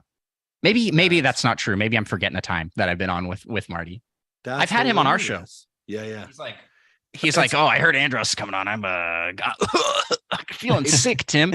It's kind of like Seth, $2 hero. I don't think I've ever been on when he's on as a guest. And it's like I've had calls with him. Like I've literally had calls with him afterwards and just chat about some stuff he need help with. But like I've ever been on the same show with him. You think Marty? Yeah, you can't prove that me and Marty aren't the same person. We've never been in the same room together at the same time, except for that one time in New York. Except New York. Except for New York, where it was 24 hours, and we stayed in the same. But Airbnb together? Did you see us at the same time? I believe there's a photo of us at Applebee's together. Oh, dang it! there's a snacks network where you two are. That's right beside each other. Yeah, we're literally in the same snack networks video. There's the proof. There's the proof. That's the proof we have on there. So we didn't. Chris says we didn't. So it didn't happen if he didn't see it. True. True. And and that is a great point. We were just so fortunate for you and Mitch, Andross and your wonderful wife to join us during Extra Life this year. It was so great to meet up with you guys and hang out and be in train rides together and then share an Airbnb. And man, it was just, very close train ride. Very close. Knees were touching, right? And I got to play a game of reverse Mario Party on his stream. Yeah. Oh, that was a time. Yeah. I was on the same train as Mitch heading back to New York, and like he kind of sat across from me, and I was like, I don't have the energy in me right now, buddy, to do anything, just talk. I'm just sleeping. That is it. And then when I woke up, he was gone. I almost thought to myself, was he even there? I don't know. It was all a dream. Micah is not real. Never thought I'd get a chance to watch Justin sleep in person. Sean Capri showing up here in the chat. Sean Capri. We saw Sean. We saw Sean. Sean. We saw Sean dead in person. That was kind of wild. Yeah. Ritz crackers and Pedialyte saved that man. Right. You're welcome. Was it Ritz crackers? I thought you got off brand. Yeah, it was off brand Ritz crackers, and it was Gatorade. I apologize, or Powerade or something. So, whatever's cheapest up there. Yeah. It really made me realize what the value of Sean's and my relationship was. There was a cost limit to it, and it was about $12.95 American. That was the cost limit that I had for it. So yeah. Of course, in Canada, it would have been $35. Yeah. He said, "Resurrected for your entertainment." Yep, absolutely. So, Andross, one last question here. What's next on yours and the Nintendo Pals bucket list? Ooh. He's in a thinking pose. I have it written down here on the side. My goals for this year. Andross 1 is going to hit 100,000 subscribers, 10,000 followers. I'm going to have a video with 500,000 views. I'm going to meet the video schedule that I previously determined, which is 2 weeks, but every 2 weeks, and full time. That's my goal. I want to do this. I want to do this full time. That's my. I'm shooting for the stars, y'all. Sure. Nice. That's where Andross lives, up in space. Yeah. Friendo says that you're growing a beard. Is your bucket list item? I can grow a beard. I hate having a beard. I hate it. I don't like the feeling, even when it's full past itchy stage. Anywho, that's so. But Nintendo Pals, our goal is to build the community. I want us to be in the top 5 Nintendo podcasts because listen, you guys know those guys up at the top 3. They're not that great of shows, They're not. They go off they are riding off a brand, and I don't think the show's as good as what you get here, where the fans are at. I'm talking the Nintendo official. I'm talking others. You know who you are. They don't listen to this, so you're good. Let's check where I'm on the Canadian one right now here, bud. Let's see where you're tracking. Oh, I have no idea what it's like in Canada. All right, in Canada, this is absolute trash. Number 1, all things Nintendo. So that is Game Informer. Number 2, Nintendo Power Podcast. That's the official Nintendo one, right? The official one, not our buddy Josh. Yeah, no. 3 is This Nintendo Life. 4 is Kit and Krista. Oh, that's 5 is IGN. Ladies and gentlemen, you sons of bitches, number 6. Nintendo. Oh, there we go. Top 10. Radio Free Nintendo. Nintendo Powercast is 7. Nintendo Tonight. Nintendo Canada's Everything, rankings Nintendo are all Pulse, different than the Nintendo Drive, Absolute Trash Show, Last of the Nintendo Dogs, Randomer Nintendo, the Nintendo Shack, Talk Nintendo, Dad's After Dark, the Lost Levels. Yeah, there it is. Nintendo Pals right there. Boom. We're so far back. Canada friends, please. All right. How does this happen? I just looked at the the the American Apple Podcast search results with the keyword Nintendo. Yeah. And so there's, it's, NVC, All Things Nintendo, Nintendo Power Podcast, and then Nintendo Power Cast, Josh's show's fourth.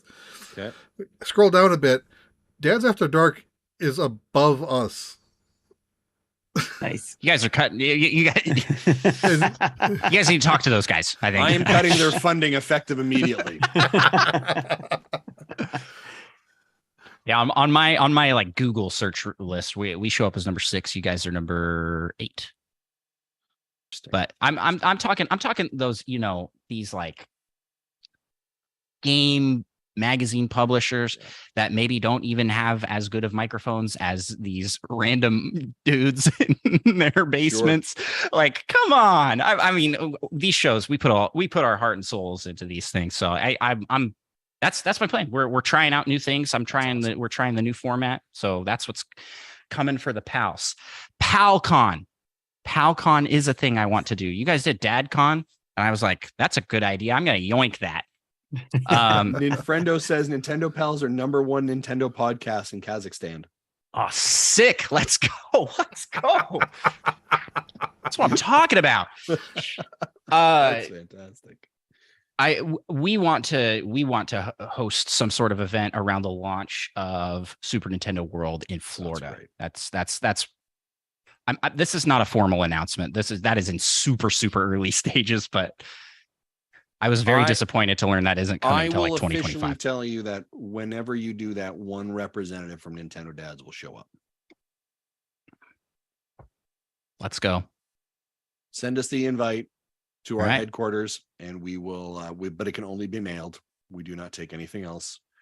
Mailed. That is officially how our post is received. It's fine because I work there as the intern. I'm in the mail room all the time at that's a good point. At HQ. Point. Yeah.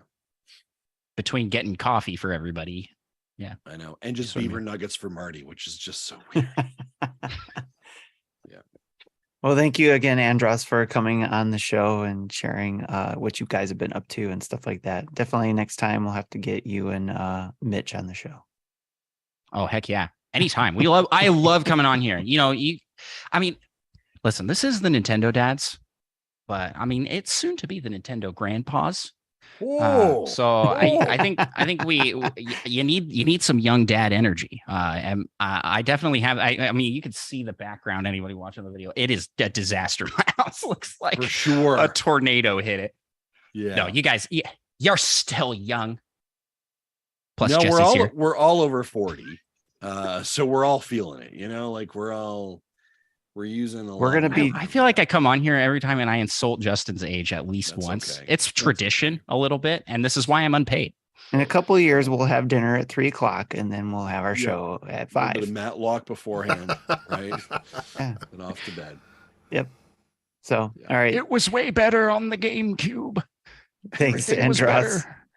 All right, let's move on to our events. Do it. Oh, you caught me looking for something. Here we go.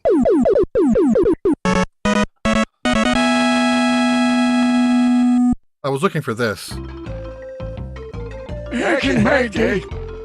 Did I record that audio? Was that me? I think that's Marty. I think that's me. Back in my day. Oh no, that's you. Yeah. I don't remember. Marty did the segment. Marty did the segment that went with that. Yeah, I think you said it, and I just yoinked the audio. You didn't record it specifically for that audio clip. And there's a lot of stuff. My audio just gets snipped, and I'm like, I'm pretty sure it was me on Discord that was like, you should use the Cranky Kong music, Jesse. And you were like, oh yeah, that works. Right. It was a group ever. We're all here. The gang's all here. Everyone's here. Perfect. Sean's here. I hate you all. All right. Real quick, I'll go over these events and then we can move on to what we've been playing. Discord community events we have coming up. We have the breakfast table every second Wednesday of the month, which means this coming Wednesday, February 8th at 9 a.m. For those who want to get together in Discord, we get together during maybe an hour of time if you got time in the morning, during your meeting time, come hang out for an hour. That's what we usually do, just to chit chat, have coffee, and to see what's going on. It's especially good for those people who can't make it to the dinner table, which is every third Friday of the month. And that's coming up Friday, February 17th at 10 p.m. Eastern time.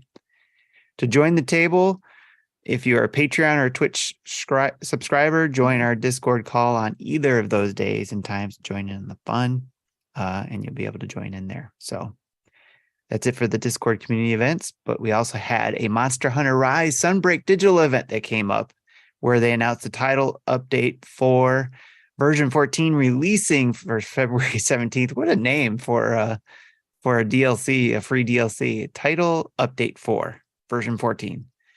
It's going to have new monsters, including a risen elder dragon, encounter new challenges and rewards in anomaly research quests, including new monsters, including risen crimson glow Val's tracks, A8 quests, anomaly investigations up to level 220, new features for Aquarius crafting, including unlocking weapon crafting limits and new items at the anomaly research lab.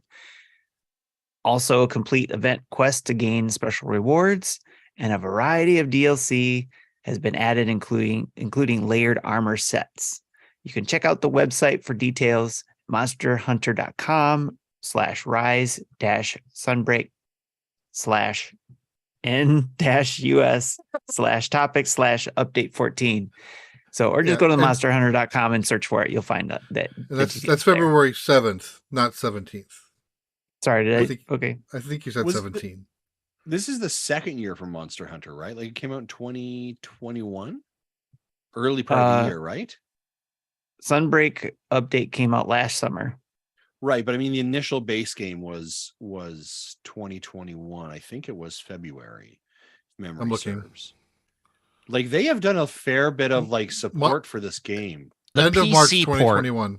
The PC port just dropped recently too. So, and also on the other consoles too, it's there. So a lot of places to play it. So, and it's a huge community, and now it's just grown even more, which includes obviously the Nintendo community. So, it's just really cool. I just recently saw that Capcom released numbers of their like top 10 best-selling games ever, and Monster Hunter Rise was number 2 at like 11-ish million. Wow. That's pretty solid. And Monster Hunter World, the one that was on everywhere else except for a Nintendo platform, is number 1 at, I think it was around 18 or 16 or 18. All right, let's move on to what we've been playing.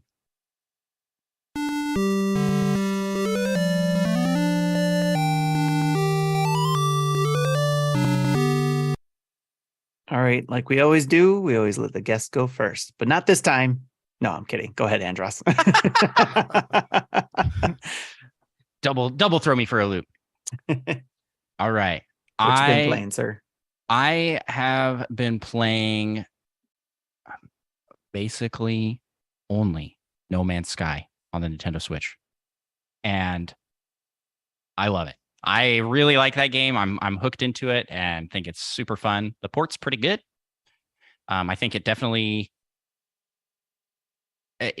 struggles where I think if you're playing on a different system, would probably run a little smoother, but it functions well, very well, honestly, on the Switch. And that's where I'm playing it because that's where I got it. And it's a lot of fun. I've as part of like my I recently did this like exercise to kind of find things I like learn what kind of stuff I really enjoy, and exploration just kept coming up for me. And so and I found like, I really do gravitate towards these big adventure games, these big open world games, especially. I really enjoy all of the open world games I've played. And this is that times bazillions. It is so big. It is so huge. And I'm just having a great time with it. So if anybody's wondering if it's worth picking up on Switch, I think so. I recommend it. I like it a lot.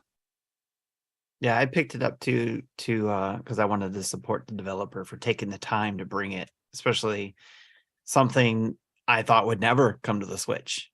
So yeah, and talk about the comeback story of a century, right? right. Like No Man's Sky was one of the most catastrophic failures of a launch by most standards in gaming history. But you look at the developers, Hello Games, and what they were able to accomplish, and how big their team is, and they could have pulled what every big company would do in that situation: take the money and just cut their losses and move on to their next project. But they just keep pouring into it, and it just has consistent updates. I played No Man's Sky on a friend's PS4 back in 2019, and it was confusing. Like I got it throws you in. There wasn't much guidance, and I felt like I was just kind of wandering around in empty nothingness. Yeah. But this there's a story, it's so much better. And they've made so many improvements since I last played it. So yeah, I like it a lot. I also just finished up before this. I was recording with Mute Dog, a member of our community, for his YouTube channel. Played Mario Party 2 on NSO. And I had not played that before. I think my first Mario Party would have been 3, because we definitely had Waluigi, and 2 does not. It's a lot of fun. Oh, so you missed out on the palm blisters. Yes. Yeah, I didn't have those special gloves.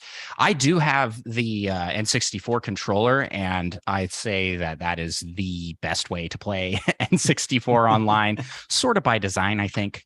They're like, hey, buy this extra controller. That makes it more enjoyable. And I think I had a lot of fun with it. Mario Party 2 is a blast. Man, they don't make Mario Party like they used to.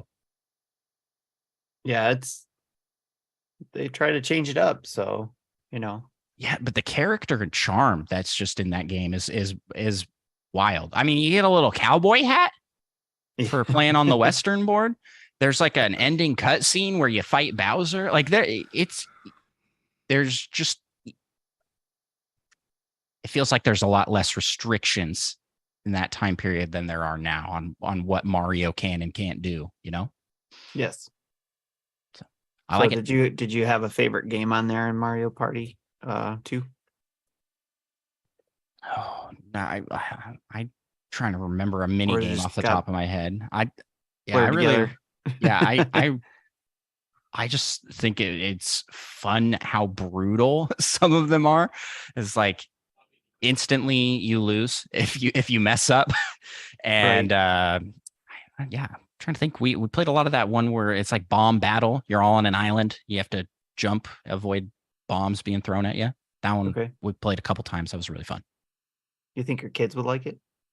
Yeah, definitely. Yeah. My kids love the modern Mario Party. They think it's a lot of fun. So I think that they would definitely enjoy it. My son has been playing a lot of Sonic on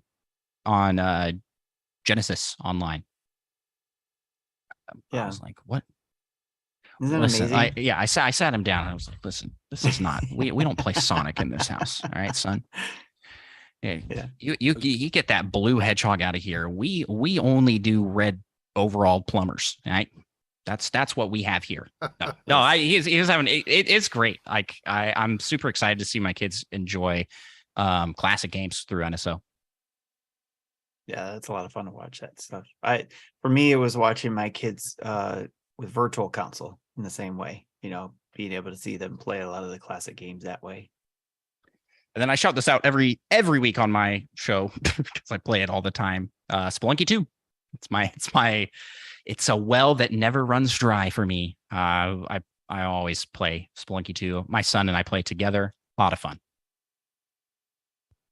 All over the place. Oh my gosh. Okay, I'm sorry. I'm going crazy long with my list here, but I do want to highlight. I have been getting back into Ring Fit Adventure, and I also busted out Wii Fit U for the Wii U because I'm trying to do I'm trying to do daily exercise for like 15 minutes or so, which is about a level in Ring Fit Adventure and a few games on the Wii U. A lot of fun. There's some mini games that I think are just super great that are exclusive to the Wii U version of Wii Fit. Here's a thing that if you haven't done it already or thought about this, try to play Ring Fit and Wii Fit U at the same time. Oh, stream idea on the right balance there. board. And stream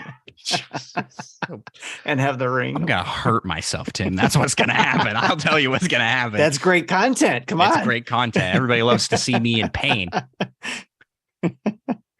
I just launched a video this week on that topic, which is Zelda. But if I say Link, I have to wax my leg, and so there's. It was like a voice recognition software tracking what I'm saying. I had a list of words I wasn't allowed to say. Anyways, I ran out of wax strips. That's how that went. So everybody go check out the video if you're interested in pain.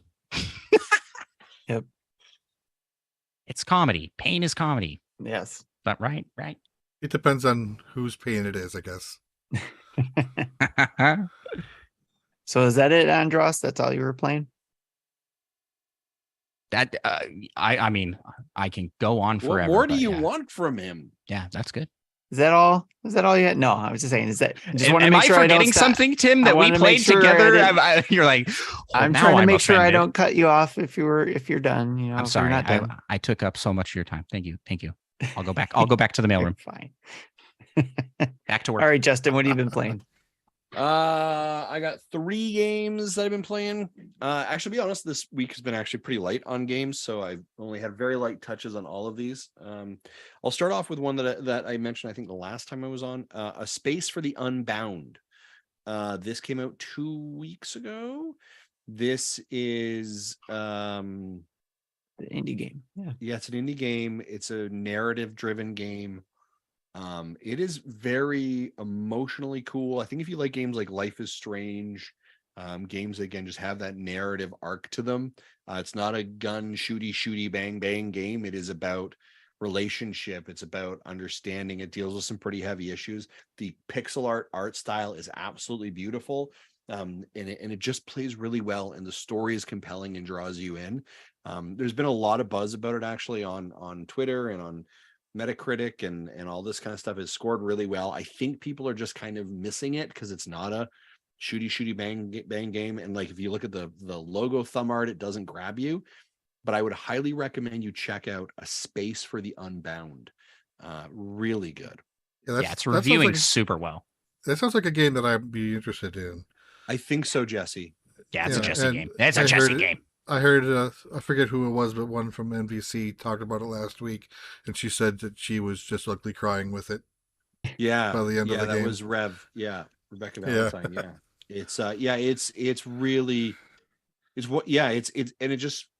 really good. I'd recommend it. They just do some great things with art style and beautiful narrative. Other game I'm playing, tried out today because we got a code. Excuse me. I got it for Xbox. How do you spell that? Yeah. Coming to Switch for Xbox is Evil Dead the game, and I only played the tutorial.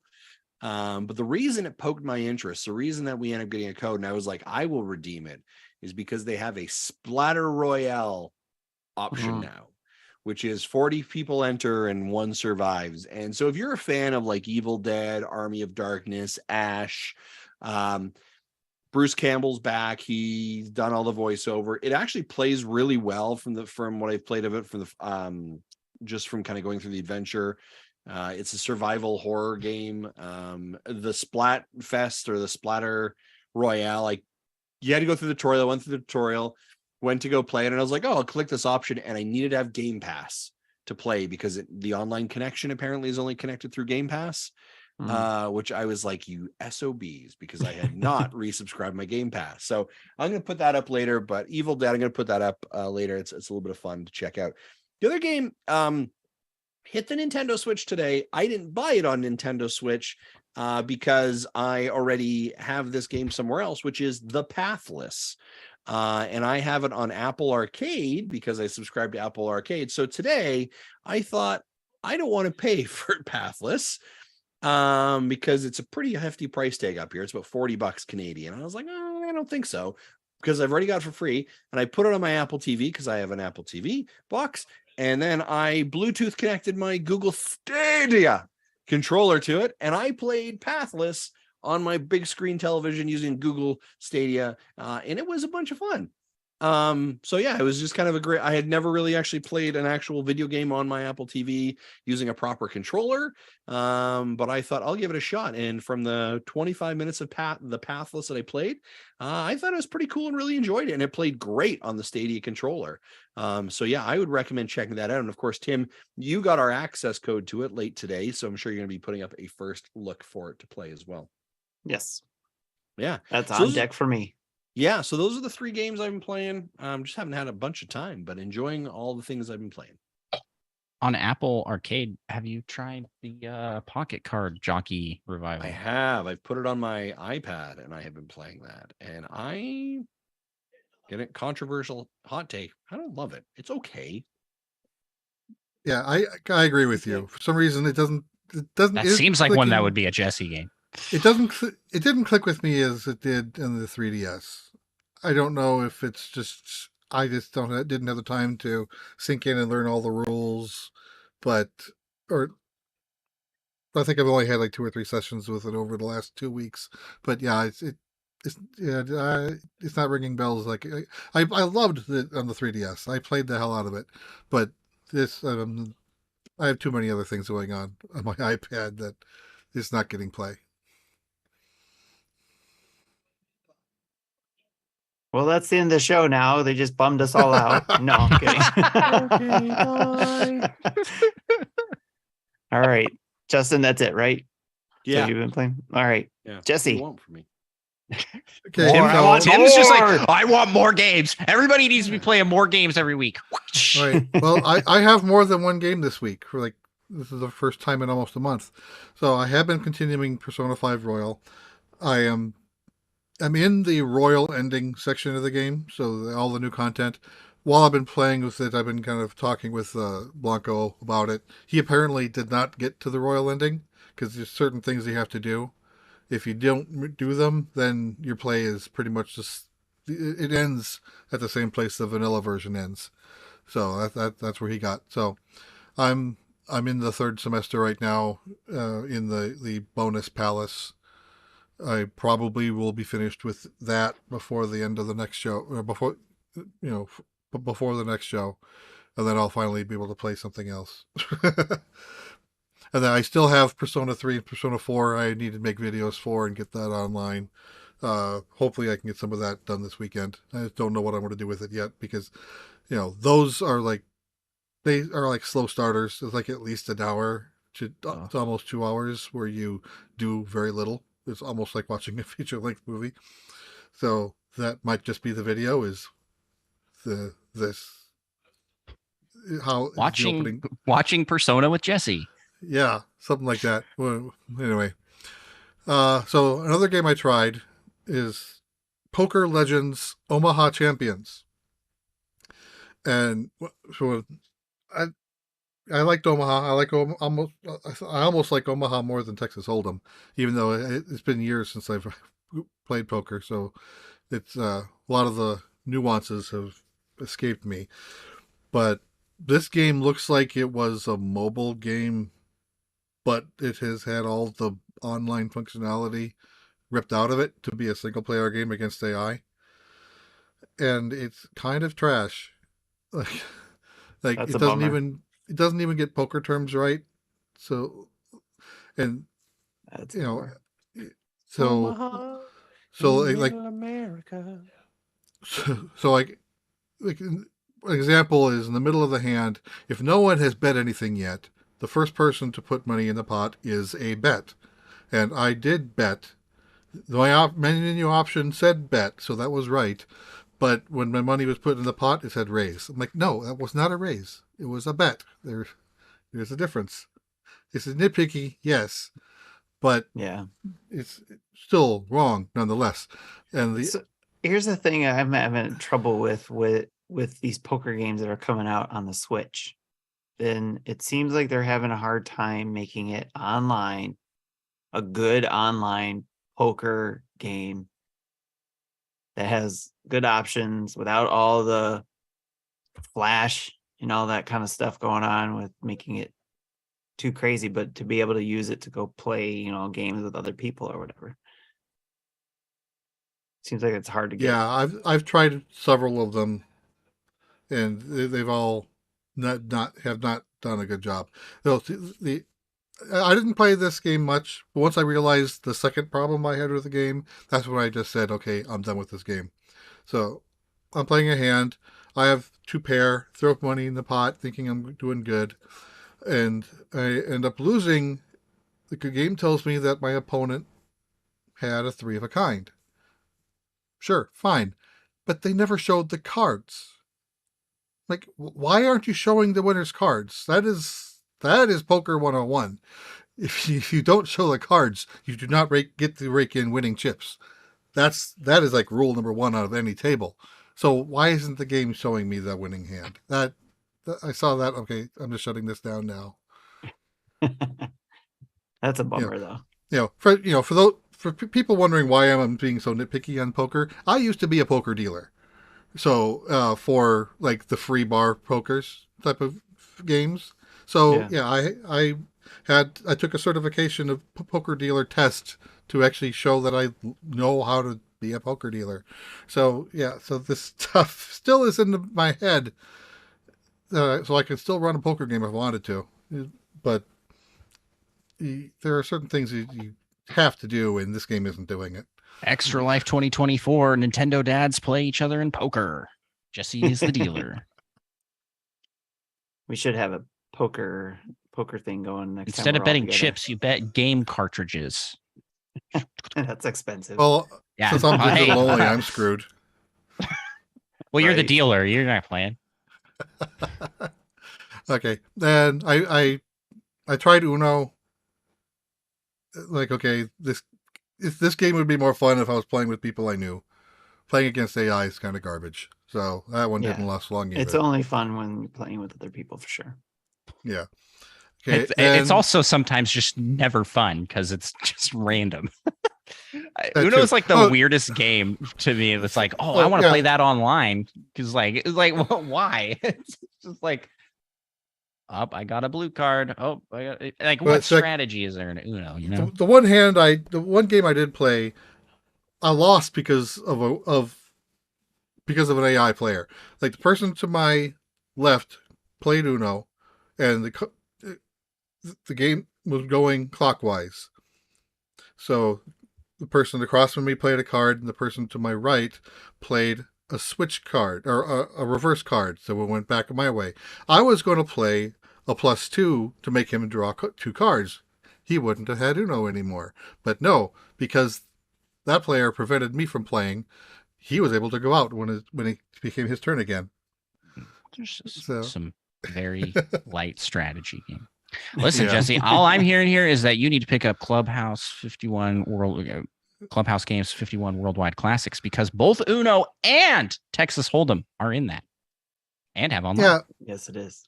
Texas Hold'em is limited only. Not at this, and it is very. No, I mean he gets it.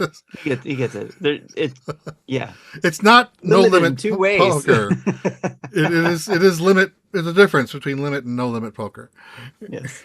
Anyway, and then the last game I want to talk about is the Theater Rhythm Final Bar Line demo that dropped on the 1st. So I did a video. I don't think it's live yet, but it's sitting in the unlisted path waiting to be scheduled. I put it in the chat, Justin. Don't give me that look. It's about the first half hour. I watched through the entire opening sequence. Great music, great animation. That was fun. That was probably the best part of the whole experience. I remember liking the game on the 3DS, but it doesn't port over to the Switch well, in my opinion. It does one of the areas has 4 lanes, and then the notes can come by through any of the 4 lanes. But I can just go A. Doesn't matter where that lands up, it'll treat as a hit. Where playing on the 3DS with a stylus, I actually had to poke at the right place at the right time. So it had a little more challenge. Part of a different part of the game has like a curvy green line that you had to follow the green line as it scrolled through with the stylus. Sometimes it went pretty fast, sometimes it went pretty slow, so you had to pace your finger tracking accordingly. But on the Switch, it's just has you use up and down on the stick to move the dot, but the dot speed is not based on how far you go up and down. You almost always have to go all the way up, even if it's a slow mover. Because if you don't go all the way up, you'll miss your notes. So it just feels awkward. So it's doesn't require as much skill, but it's less fun at the same time. And how'd they manage that? I don't know. So while I was making the recording, I was kind of up in the air whether I still wanted to buy this or not. After thinking about it for 24 hours, I'm not going to be picking this game up. All right. Well, go check out that video once it drops and decide if you want. Always fun to watch Jesse get angry.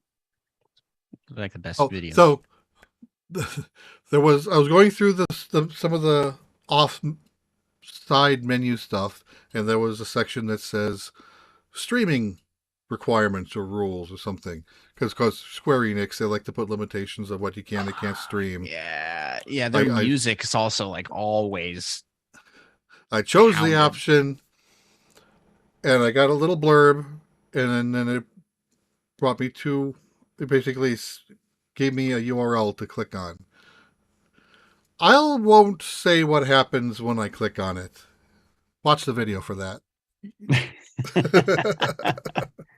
All righty then. I'm going to go check that out after this. All right. So what I've been playing is Right and Down. This was a game that Hambo and Johnny took a look at and did a video on. And when I watched that video, I was like, this is a game I want to play. And essentially, it is a strategy game where you can only move right and down through the board from the top left corner of the board to the bottom right corner of the board. And you have to get through monsters or items to buy or traps. And I'm probably missing one other thing, but or things you can collect too. You can collect coins, weapons. Well, you got to have enough coins in order to buy those weapons or artifacts. So there's a bit of strategy behind basically which way you're going to go. And then also there's strategy because there's combos you can do, which is certain directions, right or down, that you can go that will unlock certain effects on the board. So it could either damage all monsters or increase the armor on the armor pickups you have, or the weapon, increase the weapon hits, or the potions that you drink to increase your health. So it's a game that I like because I can jump in and see it is a roguelike game as well. So you basically see how far you can get to get to level 50 in the first dungeon. And that's the first dungeon. And I got as high as level 38. That's the best I was able to do.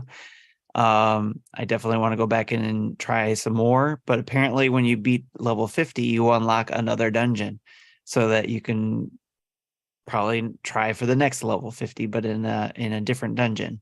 So I'm kind of curious of what that is. There's also, it looks like a daily dungeon that could unlock too. I'm just not sure what or when that unlocks. I didn't see anything that tells me how that does that. And there are other unlockables in there depending on how well you do or what you do in the game. Like what I did was I killed I think 85 monsters and unlocked the Necromancer. And then if you fight the Black Wizard, you get the Black Wizard as one of the characters you can use through the game. So you unlock different characters you can use that have different abilities. So That's cool. I like that. Yes. Type of character unlock progression. Yep. And then also too, there are different weapons that each of the characters have that you can choose. Like the first one you pick, I think, is the knight, or the one you get automatically is the knight. And the weapon that you can get is does automatically 4 damage to all monsters on the board when you start the board for each level, or it does 15 damage to one random monster on the board, depending on which weapon you pick. And then there's other boosts and stuff like that. So, and then you get one artifact that you start with, and you can choose that. And that's it. So, and then you get new artifacts throughout the levels you go through, and it's different every time. So it's something, it's almost seems like it could be a mobile type game, but it plays very well on the Switch because of it just moving, right and down. And there's some strategy and thinking to where you could try to play to see how fast you can get through and how high you can get through the levels, or you can just take your time and play because it has that kind of chess feel to it in a way. The same kind of feel I get when I play Fire Emblem Engage, which is the other game I've been playing. And is because I've been kind of feeling this tactic strategy kind of gameplay lately. So that's why I've been enjoying Engage, because it is going back to the fundamentals. We talked about this a little bit in the pre-show, Jesse and I. It's going back to the fundamentals of the Fire Emblem games where you're doing a lot of tactics type stuff, less of the relationships type stuff. But there is a lot of content there where I'm just kind of touching on where you can cook, you can exercise, you can polish your rings and that you get through the game. You can attach the rings to different characters, and then so those characters can do different things depending on who's got what ring. There's still so much that you can do in the game that I haven't even touched, and it's like, but it also feels like it gives you the option as a player. Do you want to get into the nitty-gritty of this kind of stuff, or do you just want to keep playing? And I think the game feels like it adjusts to the way you're playing. I can't guarantee that or fact check that if it actually does that, but it feels that way because everybody that I hear talking about the game playing it seems like if they put a lot into the menus and buffing up their rings or buffing up their players or buying weapons and all that kind of stuff, it feels like the game is tailoring itself to how they're playing. For me, it's like I just want to get in and fight or do the strategy stuff. So I kind of get through the story mode or the story stuff and then get right back to the tactic stuff. And that's where I like to spend my time mostly, is there. But it does give you the option of doing a whole bunch of other things outside of just the tactic stuff. So I can see why a lot of people are enjoying Fire Emblem Engage for sure. And in fact, I did a couple videos on that one. I'm probably going to do another stream of that a little, because I want to stream a little bit further in the game as I'm progressing, just to share with the community where I'm at in that. And I think, John posted from Dads After Dark that he finished the game 47 hours in 13 days. He finished the game, and I was like, "Did you sleep?" Well, he's pretty much put the same time per week in that I did with Persona. Yeah, you guys are crazy. It's like I can't find the time like that. Yeah, how do you find all that time? I'm lucky I'm able to find time to play games, let alone to finish some of these things. But mad respect for that for sure. So, but I'm hoping I stay connected with it because I want to see this one through because I'm enjoying it. The other game that I did a video on recently is Trek to Yomi. This actually came out for the Xbox and it was on Game Pass, still is on Game Pass, but recently came out for the Nintendo Switch. When I played it on Game Pass, I played through the tutorial in the first level and stopped because I was like, this game is coming to the Switch. And when it does, I want to play it there. Because I was playing it on my phone. I was playing with an Xbox controller, but for some reason I just wanted to play it on my Switch. So I just stopped playing it. And sure enough, came out just recently, and we got a code and played it and did the video. And it's one of those games where if you want the higher end graphics, then you're going to want to go play it over on Xbox or PlayStation or PC.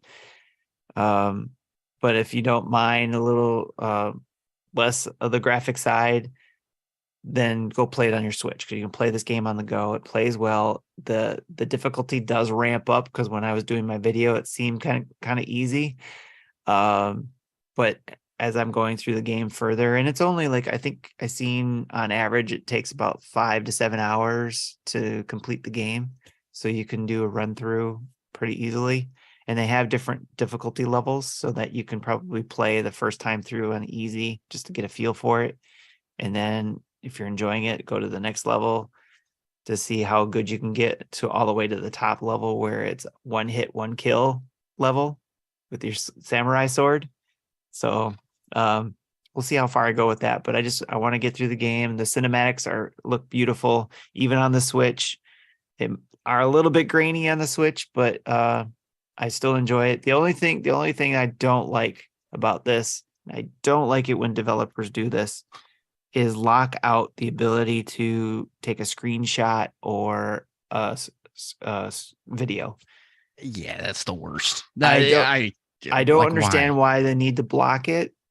If somebody can tell me why, because there doesn't seem like there's music in there that could be copyrighted or be an issue. Square Enix.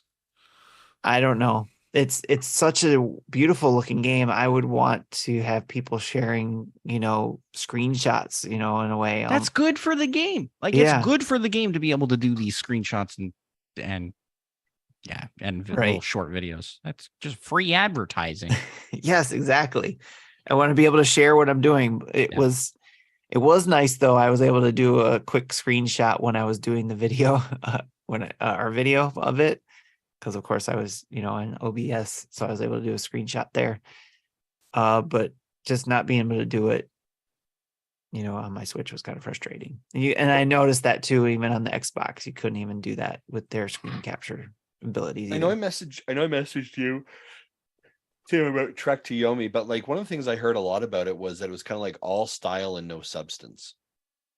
Would you agree with that kind of assessment? I'm easy to please, so I'm probably the wrong person to ask. Cool.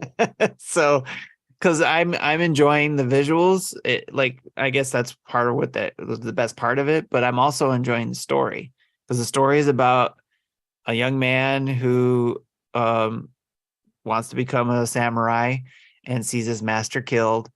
Is also in love with his daughter, and they grow up together to lead this village. And it's basically it may be because of maybe I'm more old school, where I grew up on the old kung fu samurai movies, and this is a game based on the 50s and 60s samurai black and white movies, and it's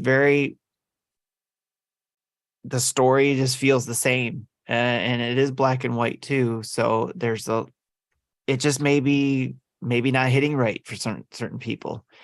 I'm enjoying the story. I'm enjoying the mechanics of the game, especially in trying to get you have to be meticulous with your button presses in order to be able to hit the multitudes of enemies that may come at you at sometimes, or those bigger enemies that have armor. You have to be able to block, parry, then hit, and even have some final hits on the character too. So there's like finisher moves, which is be pretty. I think I caught one in one of the videos. It was pretty gruesome, but I started laughing. So because of my dark humor. Yeah, I didn't realize this was Devolver Digital. Yes, it is a Devolver digital game, published game. And then the last but not least, GoldenEye 007. I played it on both the Xbox and the Switch. Because I played it on the Switch. First, I played it on the Switch with the Joy-Cons, and that was horrible. Because I forgot about changing the controls and all that kind of stuff. and I just went to play it on my Joy-Cons with it, and I was just like, I can't play this. It's like, because it's the way the camera movement and the person movement was just not the same way that I'm used to doing first person shooters. It was just all over the place, and I was hating it. So I told everybody about that, and then I also looked up some information on, once I remembered about changing the button configurations, I looked it up to find out the best, what somebody came up with, the best configuration, and I found that, but I hadn't done it yet. And Nick and Sean over at Game Pass News, they said, hey, go play it on Xbox. It's a great experience because they have the controls automatically set to current day, modern day controls. So I went to the Xbox to play it, and sure enough, it played beautifully how I expected a first-person shooter to play nowadays, but with 007. So I was like, okay, cool. I'm gonna have to play it here because I never owned this game. I only played multiplayer with friends. So I want to play the first-person campaign. Plus, GoldenEye is one of my all-time favorite Bond movies. So I wanted to play through it there. But then I was like, oh wait, I want to try this on the Switch again, but with the adjusted controls. And with the adjusted controls, it plays just as well as it does on the Xbox, the first person campaign. So I'll probably be playing it there again because that's where I mostly play my games, on the Switch. So I'm having a great time with GoldenEye 007 on the Switch with the updated controls, meaning I go into the Switch's control tool to set up the buttons. I'm just going there. What the heck is that called again? The controller, blah, blah, blah. Come on. Controllers and sensors. So change button mapping. That's what I was trying to think of, the mapping. So I had to go in there to change it, but then you also have to go use the solitaire setting in GoldenEye, because in GoldenEye, you can go to the options and change the button configurations. And you change it to, I think it's 1.2 solitaire, and it matches up the button configuration to work well with what you change in the mapping on the Switch itself. And then I also changed the inverted controls to be regular, or whatever that's called, to be not inverted. So it played better when I actually looked up, and not the opposite. And then also the other setting that was on there that I was told about was that you can actually play the game in widescreen, which I turned that on and was able to play it on the full screen of the Switch, which was fantastic, is what I wanted. So I got all those things out of it, and so I'm loving it on the Switch now. As long as you got to do a little extra work, which is stupid, but I'm having fun with it. It was great with the N64. I did try that. I forgot to mention that. I did try, after I tried it with the Joy-Cons, I did try it with the N64 controller that I bought at the New York store. So We're twins. We're twinsies. So, but no, I did try it there, and I just wasn't feeling it. My muscle memory wasn't there. It was just, like I said, I only played in multiplayer against people, and I sucked at it, to be honest. So, this is something I've always complained about before. For me, I want to be able to go into NSO and play with the modern controls, with the Joy-Cons, any of the old games. I shouldn't have to play. It should be an option to play with the old controllers, but it should be an option to be able to easily go from Joy-Con to the old school controllers, but it's not. So that's what I've been playing. Let's go to this community spotlight.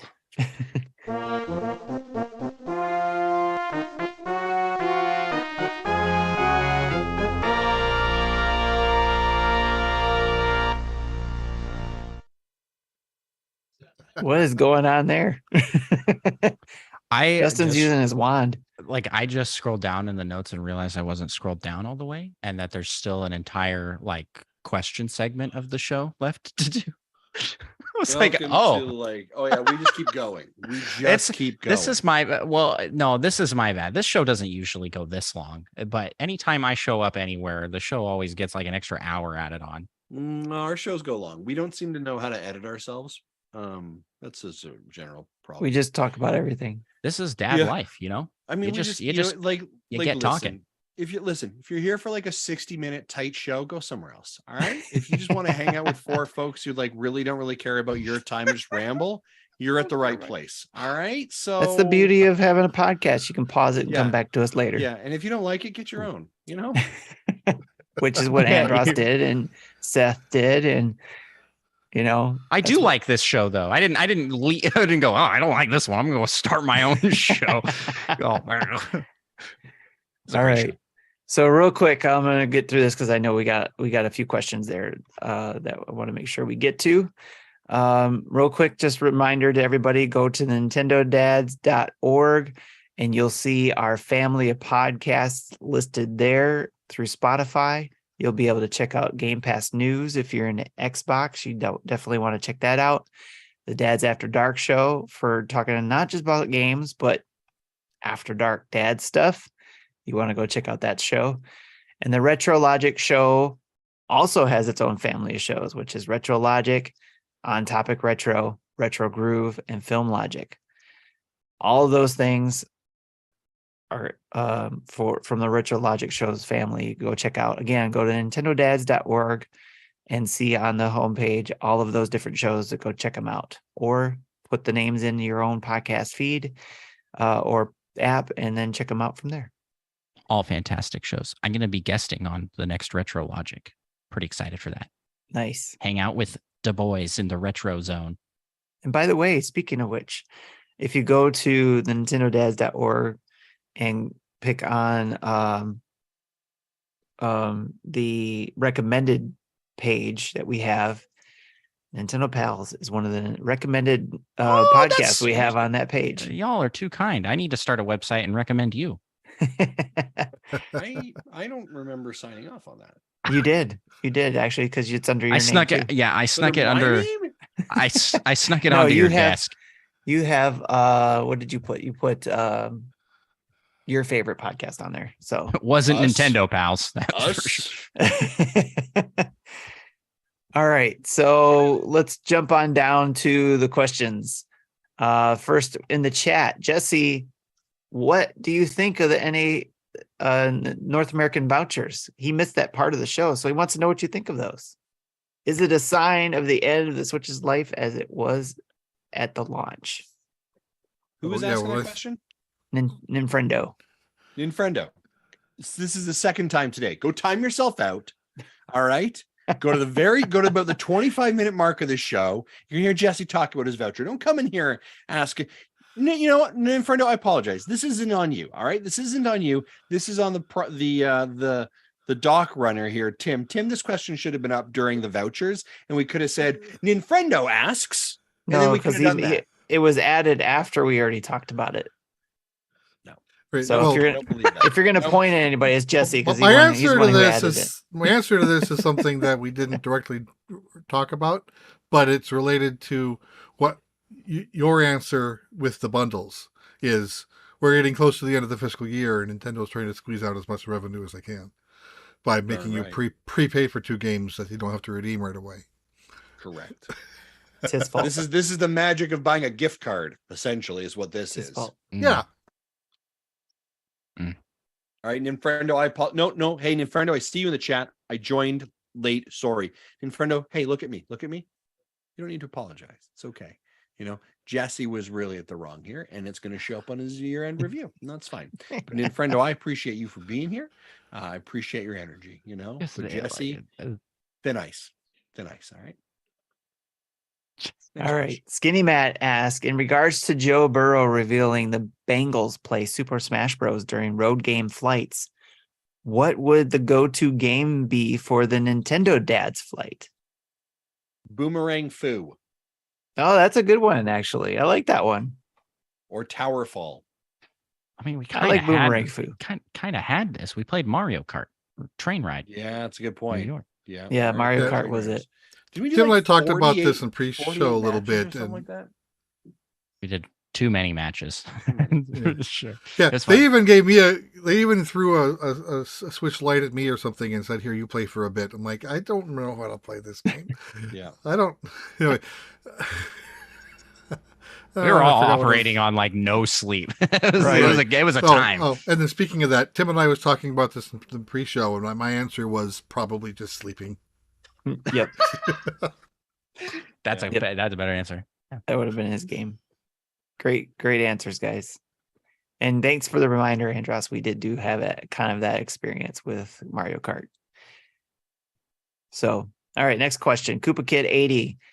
With Valentine's Day fast approaching and the season of love being upon us, what is the one game or franchise that you played while growing up that shot you with Cupid's arrow and made you fall head over heels in love with the hobby? What did you love, and do you still love the hobby for that reason? I got my answer right off. the Yeah, bat. Andress, For- you're primed and ready, pal. What do you got for me, us? it's Pokemon and it's Ocarina of Time. Like those games really. If I can go back even further, Mario World. And I think what it is for me, like, what did you love about those games? Ocarina of Time, I talked about earlier, that exploration, and like that predates open world games, but it was an open map. You're going to these places, you see a spot in the distance, you go, whoa, I'm gonna go look at that and see what this is.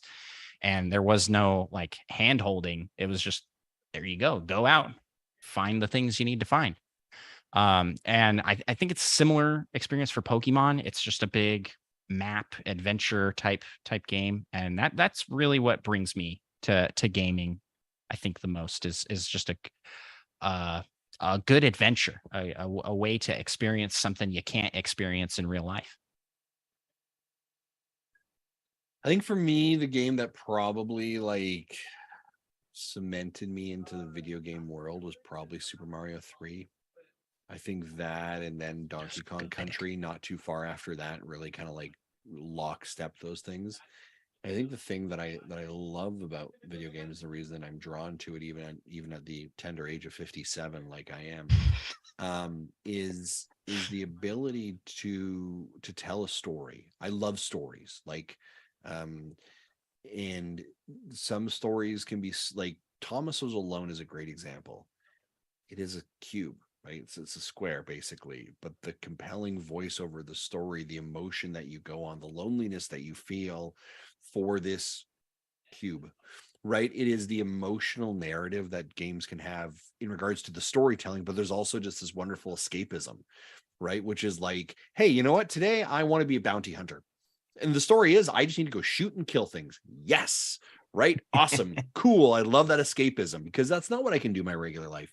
Or the other part of it that I'm really Not that he can tell us anyways. Right. Like, and the other part of it that I'm really drawn to now is community from it, right? Jumping on a Discord call with my friends, chatting about how your day's up. Let's gang up together. Let's squad up. Let's go finish this raid. Let's go, push this team. Let's like the team. So I think it's the layers that video games can offer you, right? You can offer this escapism. You can offer complex storytelling. You can offer community together, ganging up. You can offer, and I think it's someone like a Jesse, right? Like just puzzles. Just like, hey, it's just a puzzle. It's a brain thing. It's something that makes me just like it's not, there maybe not be a story around it, but like, hey, my brain is being strengthened. I'm just like, I like puzzles. I like those things. So I think there's just so many aspects of video games that like, and this is why, like, I'm going to soapbox rant here, but like when people like does the child's play of video games finally become an adult thing, right? Like you've seen a lot of these commentaries around like, oh, video games are childish, video games are for kids, right? Like, no, they offer so much more, right? In a way that you actually get to actively engage with. Right? Movies are a passive event. Music is passive. Video games are an active medium. You think, you change, you dynamically come away from it. You are putting a piece of you in it, right? And I think that's an interesting story. That's an interesting way for it to evolve. Video games continue to grow, continue to be a huge narrative, a huge industry. And so I think that those are my rants. Nice. Jesse, before you give yours, I want to get Andross and Justin, I want you guys to think about the next question here, Yeah, which I'm is looking. what first party Nintendo character would you hug, marry, or desperately run away from? It's like a little bit. Don't give the answer just more- yet. Just think about it. Oh, it's a little more PG version of that Kiss, Marry, Kill game. Yes. Sure is, for sure. So think about that. Jesse, go ahead. What do you what made you fall don't in have love a with the hobby? game. I don't have a game in particular. It's just, this is like I was introduced to games when I was like 5 or 6 years old. So it's just, They had games back then? I'm just kidding. Sorry. So, I'm being mean. So Today. it was just the concept of me being able to control something on my TV with a controller and have things happen because of my input. Just as a child that young was just amazing to me. As Justin said earlier, even back then things was a puzzle to me, and I was wanted to solve it. I never, of course, I never really understood how that stuff worked until I was much older. But just the fact that that stuff even existed in 1979, 1980 it blew my mind, my 5-year-old mind. I think the other interesting thing that I really like about it now is how it has become. Anyone can be a gamer. Like it's and you'll have people who are like, I don't play video games, and you're like, really, Mom? What do you have on your phone? What are you playing right now? It's just a little bit of Match 3 Candy Crush. Like, get out of here, Mom. Right? Like, you're not. I mean, you can say you're not a capital G gamer if you want. Fine, whatever. You don't own a system, but gaming has become such a ubiquitous art form and accessibility to us anywhere on any device nowadays, right? That it's from from the age of 3 or 4 to 99, right? Anywhere in between. And I think that our age, our generation, I think is the first generation that grew up with games, right? That we evolved and became attached to it. I think, Jesse, you're probably a little bit outside that realm, but I think like when Nintendo hit and you just kind of like just became acceptable art form, and it just continues to grow. And that, like, yeah, you don't need to be specially talented to do it. Do you know what I mean? Like, and it can also be anything to anyone, right? It can, and we can all like very different things. And so there's that community around it. And I think even now, as you think of like the accessibility work that Xbox is doing, PlayStation is doing in regards to allowing more able gamers to be part of those conversations, right? Like it's about inclusivity, despite where we see these ideas of toxicity around the internet and chats and blah, blah, blah. Right. And online, connecting to people in speaker chats as well. But I just think it's I think it's an interesting art form. I'll stop. I to that point, like when we were kids, I mean, like even as young as I am, when I was a kid, like my parents, gaming was not an acceptable thing for parents to be doing. Mm-hmm. And like Nintendo dads would not have existed in the 90s, early 2000s, but because it was just like not socially acceptable, where like you're saying, nowadays everybody games. And yeah, we grew up gaming, so now we're having kids that are gamers. It's like now, like almost evolved to where like the movie industry is, movies are just ubiquitous with everyday life. Yeah, just a thing. So it's cool. I'm really glad that I didn't have to become an adult. Yeah. Give up video games. Like my parents just one day just stopped and just didn't play anymore until mobile gaming got big. And I think a lot of that, and I really think a lot of that, this will sound odd, might actually be the fault of Nintendo, because Nintendo positioned their device as a to get into the market had to be an entertainment system, but they were a toy maker. It was a toy, and if it was a toy, it was a children's toy, and adults don't play with toys. And so I think somewhere in that ideology, somewhere in that branding, created this idea that it is a toy that you just grow out of, like you do GI Joes, Transformers, stuff like that. when really I think as we were beginning to grow out of it, right, or when we would have, our age would have been growing out of it, was really where all of a sudden PlayStation and Xbox came in, which was, you've grown out of the Nintendo, now come to us, we're true mature gamers, right? And you're like, even like okay. Sega was right, doing like, that kind of thing. Okay, we're gonna do this then, right? And but I think that created this kind of weird gap, and that all of a sudden people are like, no, it's a toy. Well, no, it's not. But also the same regards, if anyone ever says, like, you've got a grandparent who's like, here's a video game console, oh, you got yourselves a Nintendo there, right? And you're like, no, Dad, it's an Xbox. Oh, the Nintendo? Nope, Sony.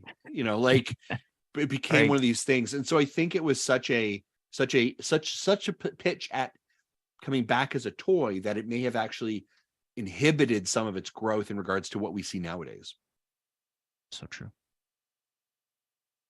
Great So stuff. Right, so what did you guys come up with as far as hug, marry, and run away?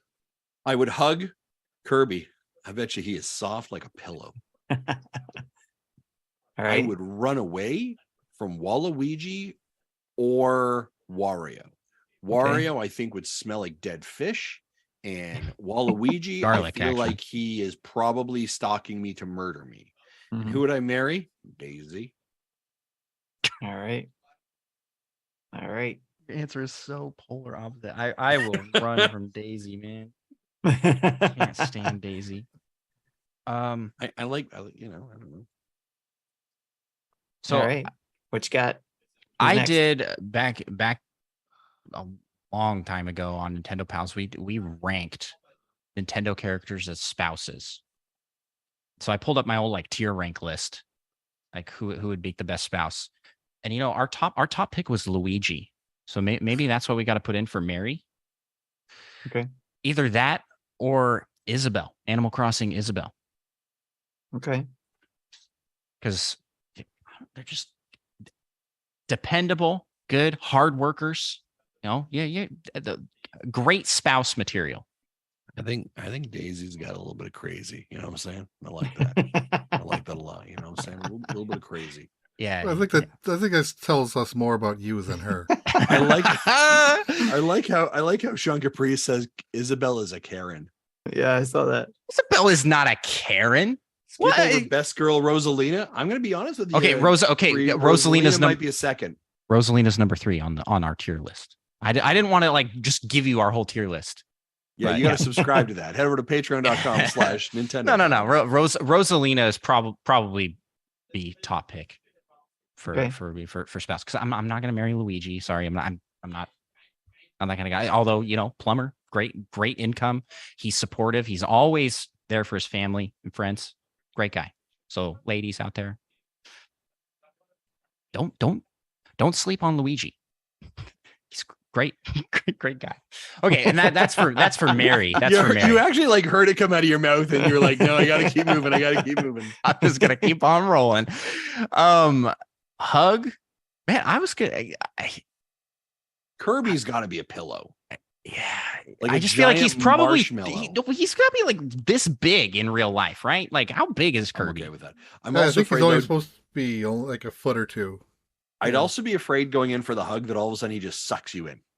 Yeah, I don't know for who's a good hugger. Like DK maybe, but I feel like he'd stink. A monkey probably, but he'd be soft and furry. Yeah, he could also crush you. Yeah, that's his prerogative. I'll say give a hug to Waluigi. Seems like I'd hug Waluigi. And run away from. I got a shout out Nimona in the latest Pokemon game, the rival. I mean, that's like 100%. I didn't think of that, but yeah, is her character is the clingy girlfriend. I actually like her character in the game, but I mean, she's just like that stereotypical, like,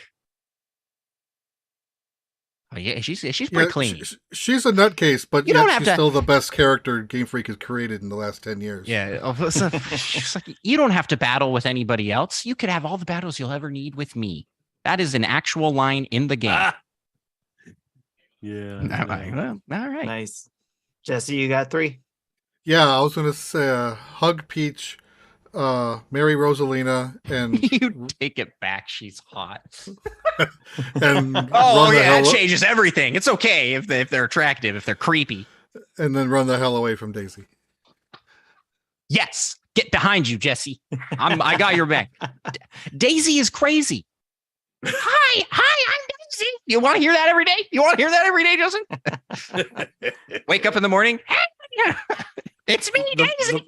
The problem is, I find Princess Peach, she can't seem to take care of herself. Do you know what I mean? Like, continually gets kidnapped, continually requires someone to go get her. Why are you going for the royal family, man? Like, you got like there's so. So that's why I don't want to marry Peach. I feel like Isabel could balance my books. That's fine. That's great. I don't care about that. But I want a life partner here. All right. And I just think, a little bit of crazy. Isabel is the best, y'all. I think Isabel great.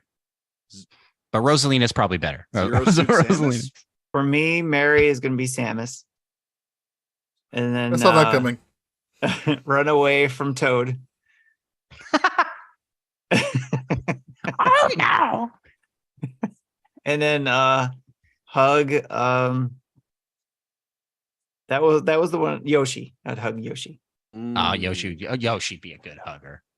His little arms. I feel like Toad would be a good hugger, but he'd hug longer than he should. You know what I mean? Yes. Like that 3 count, and you're like, why are we still here? And then you just hear it's like, and you're like, why are you smelling me? He's like the definition of clingy. I feel like when you think clingy, that's like the first character that comes to mind from a Nintendo perspective. Oh yeah, for sure.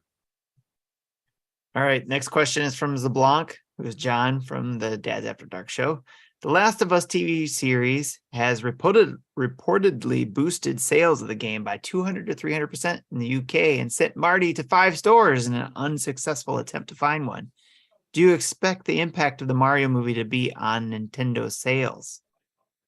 Yes. Do you expect the impact of the Mario movie to be what games will get the bump? Before we answer that question, interestingly enough, for those of you that are watching The Last of Us was filmed in southern Alberta, which is where I live. So a lot of the set pieces, a lot of the area that you see is in Alberta. In episode 4, there is a huge train bridge that is collapsed in the middle. You might have seen it in the promo shot. That is Lethbridge. That train bridge I go past every couple of days. So just an interesting. Hopefully not collapsed. Yeah, no, it's not collapsed. It's all CG, right? Right. Mario's gonna have what game is gonna have a bump? It's gonna be Odyssey and New Super Mario Bros. Wii U. Yep. It's just gonna be the 2 like most recent ones. Maybe 3D Mario World. Maker? Yeah, I don't know. Like Mario Maker just isn't like if you go out and search Mario games, Mario Maker is not gonna be one of the top ones that comes up. It's gonna be Odyssey and the Wii U one. You look at the sales, like the Wii U one, the Wii U Deluxe, which I think is a trash thing that exists. Like not that game, but just that Mario Maker hasn't sold better than that game. Yes, because it is 2D Mario. That makes sense. Infinite. Because that makes sense when people are going to search for something. Hey, I want to play a Mario game, which is good out there. Then if they don't already own it. Because you got 125 million people who own a Switch. And this movie is going to make buco bucks. This movie is going to be massive. I can see this movie becoming the #1 animated movie of all time. And I'll tell you why. It's got the team behind it already has like 3 or 4 movies in the top 10, top 15. Mm-hmm. And now it's them with their like they bring money like Right. Despicable Me, Minions, like they know how to bring they know how to bring people in with an IP that is universally recognized as like it is the video game IP. Mario Bros is the #1 video game IP of all time. And so I just think that this is a recipe for like bazooka bazillion dollars. Right. Like this is gonna be a smash hit. And so I think you're gonna see even bigger sales bumps. And they're gonna see Switch sales bumps and kids getting into Mario that weren't. Very quickly see that Super Mario Brothers 2, the movie, is greenlit. I think before the end of the first week of that movie coming out. And that's the reason why I think Nintendo has an increase in production on their Switches too. Mhm. 'Cause I think they're kind of seeing that or feeling that too. Mario going to be here this year. So, Yeah, all right. I don't know of any one game that would get the bump. They'll all probably get a little bit of a lift. But if, my prediction from last year before the movie got delayed was there was going to be some sort of game to tie into the movie. That would definitely get the biggest bump. But a bump from nothing is that really a bump? I would love something that says like Mario the movie based on the popular video game, and then the video game saying based on the popular movie, based on the popular video game, based on the popular movie. Mario Bros. The movie, the game. Just the The Infinity game, Loop the movie. Yep. movie, Yeah, the game, like Street Fighter. Yeah. Yes. Mario Kart is going to get a bump. Yeah. This is like, But everybody has that already. well, Not the people who are buying Switches for the That's first true. time. That's true. All right. Last question is from somebody named Jesse. Must be a new Patreon. I was listening to the last Patreon only episode of Nostalgia Cast, and one of them mentioned that Super Mario Bros. 3 was the first video game he remembers playing. What's your first video game that you remember playing? Mine was Pong. Wow. That was the first video game I remember playing because that's what got me interested. Was like, what is this on the TV that I'm seeing going on here that I can control with a little paddle? Yeah, it was Pong. I know that this sounds like the lazy, easy answer. It was Super Mario Brothers. It was the original for the NES, right? It was the double cartridge that had Duck Hunt and Mario in it. Like that was the thing, that playing it at a friend's house, and you're like, holy cow, this is game changing. Yes. I have two. I don't know. Like I just have memories of playing these as very, very If young. you say something like Mario Sunshine, I'm going to come through the screen and punch you. Super Mario World and That's acceptable. Plock. Oh, of Flock, course. really? Has to come up sometime, right? In the episode.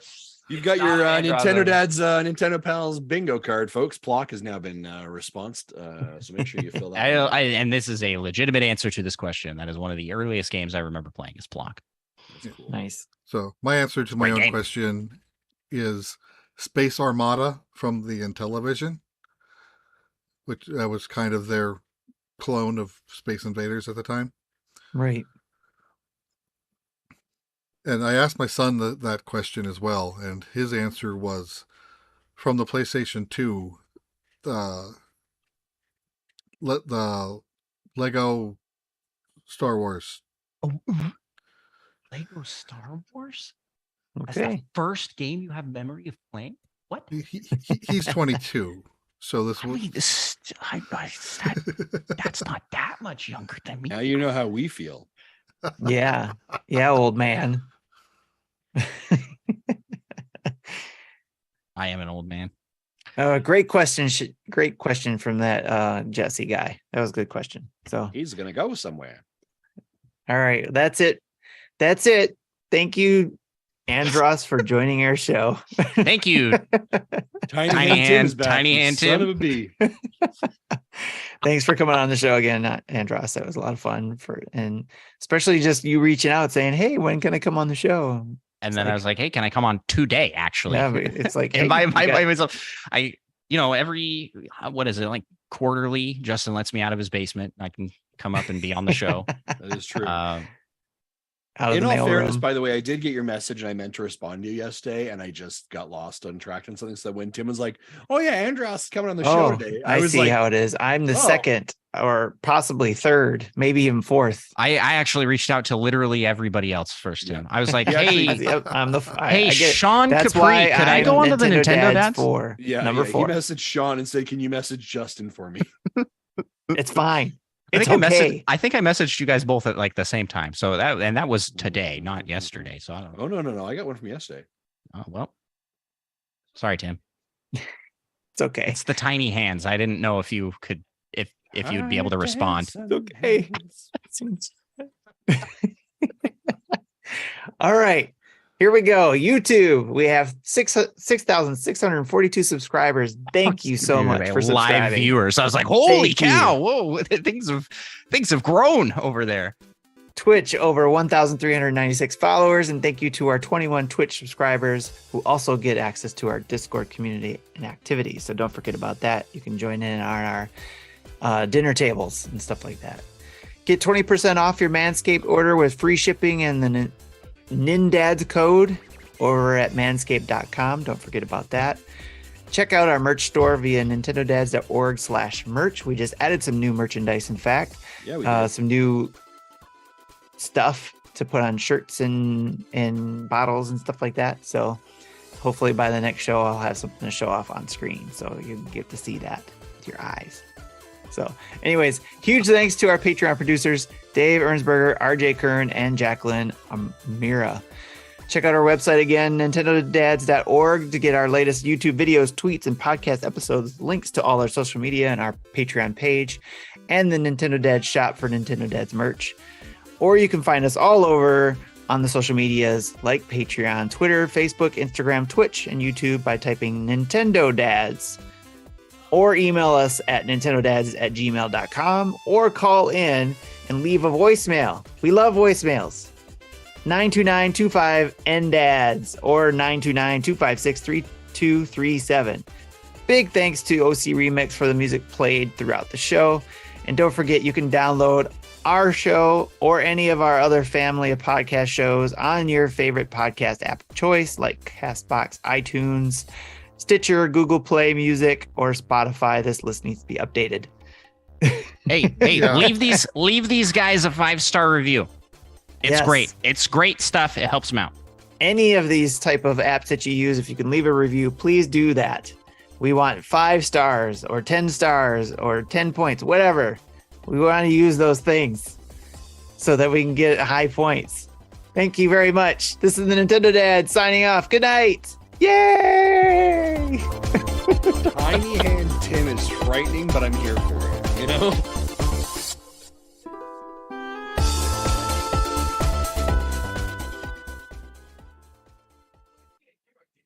Thank you for listening to Nintendo Dads.